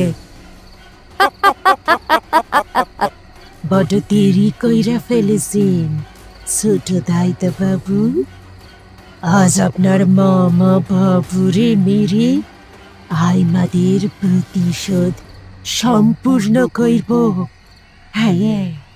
আমার মধ্যে তখন কেমন যেন একটা শক্তি কাজ করলো। কোনো এক অজানা শক্তির দ্বারা আমি যেন কোথা থেকে কথা বলবার শক্তি পেলাম। কারা আপনারা? কি চান? কেন এইভাবে মেরে ফেলছেন সবাইকে? কি দোষ করেছে আমার মামা বাবু? মামিমাকে মারলেন, দিদিমাকে মারলেন, ভৈরবীকে মারলেন, এমনকি ওই বাচ্চা মেয়েটিকেও ছাড়লেন না। কি দোষ ছিল ওদের? কেন মারলেন? আমি কমলা, আমি এই গ্রামেই তাই বড় গরিব ছিল আমার ভাই মামা। আমরা দুই বোন ছিলাম। যখন আমাদের বয়স 15-16, বাপ মা আমাদের এই অভাবের সংসার, এই হয়নটনের জন্য আমাকে কাজে লাগালেন এই জমিদার বাড়িতে। সারাদিন এই জমিদার বাড়িতে এটো থালা গিলাস, ঘর মোছা, ঝাঁট দেওয়া সব কাজ করতাম। তারপর কাইটটা গেল বছর 2। আমি একটু বড় হলাম। বাপ মা সম্বন্ধ দেখতে লাগলো বিয়া দিবার লিগা। একদিন জমিদার বাড়ি থেকে গিন্নিমার গয়না চুরি হলো। সব দোষ অপবাদ হাইসা পড়ল মোর ঘাড়ে। আমি চুরি করি নাই, কয়বার কইছিলাম ওনাদের, কেউ শুনে নাই মোর কথা। মোরে চর থাপ্পড় সব কিছু হজম করতে হইল। এমনকি বাপটারে বাড়ি গিয়া গায়ে হাত তুইলা আসিল এই দাইদা বাবু। তারপর বাপটারে এমন মাইল গায়ে শুদ্ধ সবার সামনে, বাপটার নিতে পারি নাই, সে বেতার নিতে পারি নাই। এই বটতলায় গলায় ফাঁস দিল সে। বাপের এই ঝুলন্ত দেহ দেখার থাকতে পারি নাই আমার মা। বিষ খাইয়া সেও মরল। তারপর ছোট বোনটারে ডাইকা পাঠালো জমিদার বাইরে থেকে। তখন আমি বাড়ি ছিলাম না, বাপের সৎকার কাজ সম্পন্ন করছি। তখন আমি বোনটারি রেখে এসেছিলাম ঘরে। ওটাই যে কাল হতো কে জানতো সেটি। ছোট বোনটা কতই আর বড় হয়েছিল। দাদা বাবু গায়ের শিবুরে দিয়া ডেকে নিয়ে যায় আমার বোন। এই জন্যই শিবুর মাইয়াটারে মারছি। বুঝুক ও বুঝুক মেয়ার আইলে কেমন লাগে। দাইতা বাবু শিবকে দিয়ে বইলা পাঠাই বোনকে যে তাকে তার বাপ মায়ের সৎকারের লিগা কিছু টাকা করে দিবা। হ্যাঁ অবুঝ বোনটা আমার কিছু বুঝলো না রে, চলে গেল শিবুর সাইথে। সেই দিনই দাদা বাবু মোর ছোট বোনটারে একলা পেয়ে জোর জবরদস্তি করল, ইজ্জতে হাত দিল। তোমারই মাইমা বাবুই ছিল সেটা। চোখ দিয়ে তখন আমার অসম্ভব রকমের কান্না ঝরে পড়ছে। মনে মনে জন্ম নিয়েছে একরাশ ঘৃণা। এ কে, কাকে আমি দেবতা স্থান দিয়েছিলাম? এ আমার মামা বাবু নাকি পিশাচ? ছি ছি ছি ছি ছি। বইনটাকে হরদমৃত অবস্থায় ফেলে দিয়া গেল এই ঘরে। বোনটারে আর এইরূপ অবস্থায় দেখবার প্রাণ শক্তি আমার ছিল না, আমার ছিল না গো। আমিও বাপের মতো গলায় ফাঁস দিলাম, মারা গেলাম। বোনটা অনাহারে রাস্তায় রাস্তায় ঘুরে ঘুরে দিন কাটাইতে লাগলো। কালের নিয়মে পেটে বাচ্চা এলো তার। সে চিনতে দুমুঠো অন্ন জোগাড় করতে লাগলো সে। বাপ মা মরাই মাইয়া ধীরে ধীরে পাগলের মতো হয়ে গেল এক সময়। গায়ের লোক তাকে ডাইনি অপবাদ দিয়ে মেরে বের করে দিল গা থেকে। 1 বছর খাইটা গেল এইভাবে। একদিন রাতের বেলা উঠল তার প্রবল পেটে ব্যথা। তখন ঘোর বর্ষা নেমেছে, চারদিকে জল, বন্যা, এমন অবস্থা। সৈকাল থেকে এক নাগারে বৃষ্টি হচ্ছিল। বোনটার তো থাকবার জায়গা উঠতেছিল না। সারাদিন সেই বৃষ্টিতে ভিজা। রাতে তার গর্ভপাত হলো, জন্মালো একটা মোরা বাচ্চা। সারা লোকে জানলেও আমার বোন শ্যামা তার বাচ্চা পেটে গিলে খেয়েছে। লোকের কাছে আমার বোন পাগল হলেও আসলে সে পাগল ছিল না, ছিল না। তার মনে ঘুরছিল সেই বদলা নেওয়ার পালা। একজন মা কখনো তার সন্তানের এরূপ দেখতে পারে নাই। সেই দিনেও ওই মরা বাচ্চাকে কোলে লিয়া যায় নাগ গুল্প বনে।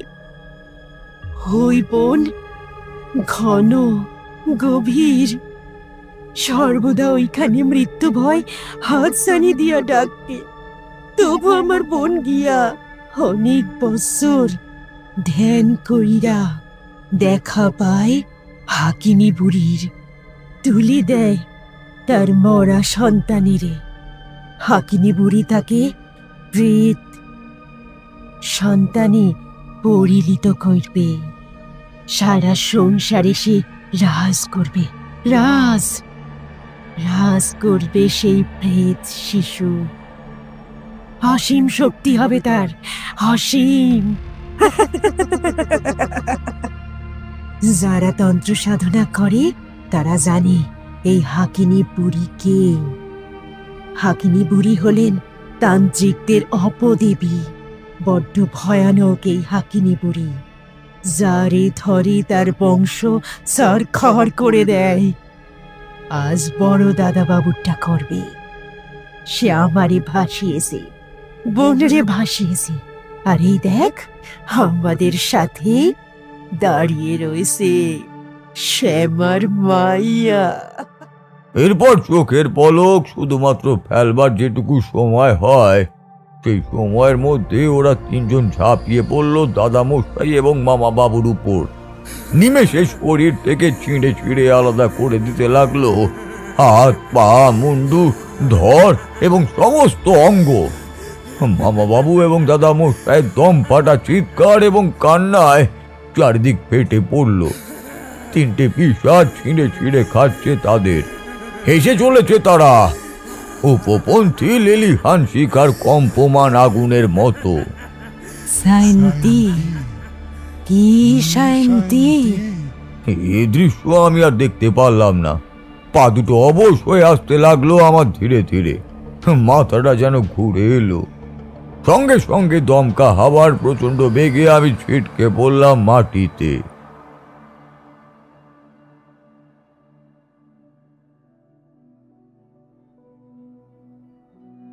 তারপর আর কিছুই মনে নেই।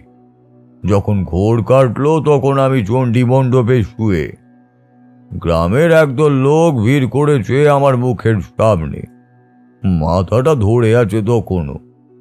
ধীরে ধীরে এবার উঠে বসি আমি। কিছুটা ধাতস্থ হওয়ার পর গ্রামের লোকদের জানাই ঘটনার সব ইতিবৃত্তান্ত। সাথে বলি মামা বাবুর সুপ্রাচীন এই কুকীর্তির কথা। সেদিনই বাবা মা আবার আসেন এখানে। তারাও সব জানতে পারে ঘটনার পরিমূলের কাঠামো। পুজোটা ওখানেই কাটিয়েছিলাম আমরা। তারপর অষ্টমী নবমীতে মা দুর্গার স্বয়ং করা নিয়ম মাফিক সকল কার্যক্রমই সম্পন্ন করি আমি নিজে। এক পাশে চলেছিল ধীরে ধীরে সকলের সৎকার এবং শ্রাদ্ধ শান্তির কাজ, অপর পাশে চলছিল মায়ের পূজার আরাধনা। একটা সময় রাত পেরিয়ে সকাল হলো। সেদিন মনটা ছিল ভীষণই ভারাক্রান্ত। যথা সময় পুরোহিত মশাই মায়ের পুজোর কাজ সম্পন্ন করে ফিরে গেলেন তার গৃহে। আমি বসেছিলাম আটচালার সামনের আরামকে দাঁড়ায়। আজ দশমী, আজ মা চলে যাবে। এইবার সারা অন্তর্মহলের আলোও নিভে যাওয়ার সময় এসেছে। ধীরে ধীরে বন্ধ হয়ে যাবে সবই আলো। নদীর জলে ভাসিয়ে দেওয়া হবে এই সকল সাজানো ফুলকে। যে ফুল একদিন নবমাতৃকাকে আটচালায় উপনীত করার জন্য শোভা বৃদ্ধি করেছিল, এই বাড়িকে সাজিয়েছিল, এখন সকল ফুলকেই খুলে ফেলে দিতে হবে জলে। নদী স্রোতে বয়ে যাবে তারা অসীম সীমান্তের পারে। উমা ফিরে যাবে তার পতিগৃহে। তার সময় আর নেই ও হাতে। তার জন্য পথ চেয়ে বসে আছেন ত্রিকালদর্শী মহেশ্বর। তাকে যে যেতেই হবে। আবারও সেই একটি বছরের অপেক্ষা। সকল বাঙালি মুখ চেয়ে রইবে আগত পরের বছরের সেই দিনটির জন্য। এরপর যথা সময় দেবীকে বিসর্জনের জন্য নিয়ে যাওয়া হয় দুধসাগরে। ঢাক, কাসর, ঘণ্টায় দেবীর বিসর্জনের শোক মাথায় নিয়েও আনন্দে বিসর্জন করতে গেলেন গ্রামের সকলেই। 7 পাক ঘোরাবার পর দেবীকে বিসর্জন দেওয়া হলো পুকুরে। মূর্তি ভাসিয়ে উঠে এলো সকলেই। বন্ধ হলো সকল বাজনা, কাসর, ঘণ্টা। দশমীর ঠিক 2 দিন পর অর্থাৎ দ্বাদশীর দিন তুলে নিয়ে আসা হয় মায়ের বিগ্রহের কাঠের আদলটি। প্রতিষ্ঠা করা হয় তাকে আবার ঠাকুরের ঘরের আটচালায়। পুরোহিত এসে সমস্ত নিয়ম মাফিক পুজো পাঠ সম্পন্ন করে। আর আমিও ফিরে আসছি আমার নিজের বাড়িতে। এই বলে সন্ধ্যাচরণ মুখুজ্জে একটু চুপ করলেন। তার চোখে জল। চোখ মুছে নিলেন একবার। মুখুজ্জে মশাই, তারপর? তারপর আর কখনো যাওয়া হয়নি মামার বাড়িতে।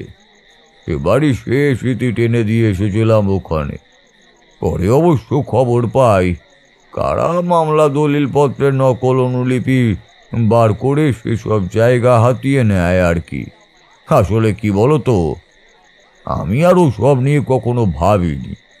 এখানে এসে জমিদারির বিভিন্ন কাজে জটলায় ব্যস্ত হয়ে যায়। আর তখন থেকেই এ ঘটনার সমাপ্তি হয়। ব্যাস, এটুকুই। সত্যি মুখুজ্জে মশাই, আপনার জবাব নেই।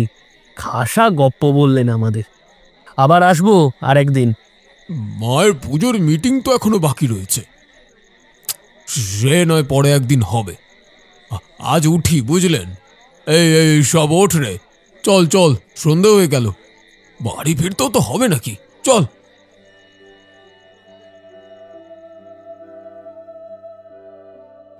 শুনছিলেন আজকের গল্প মৃত্যু আহ্বান।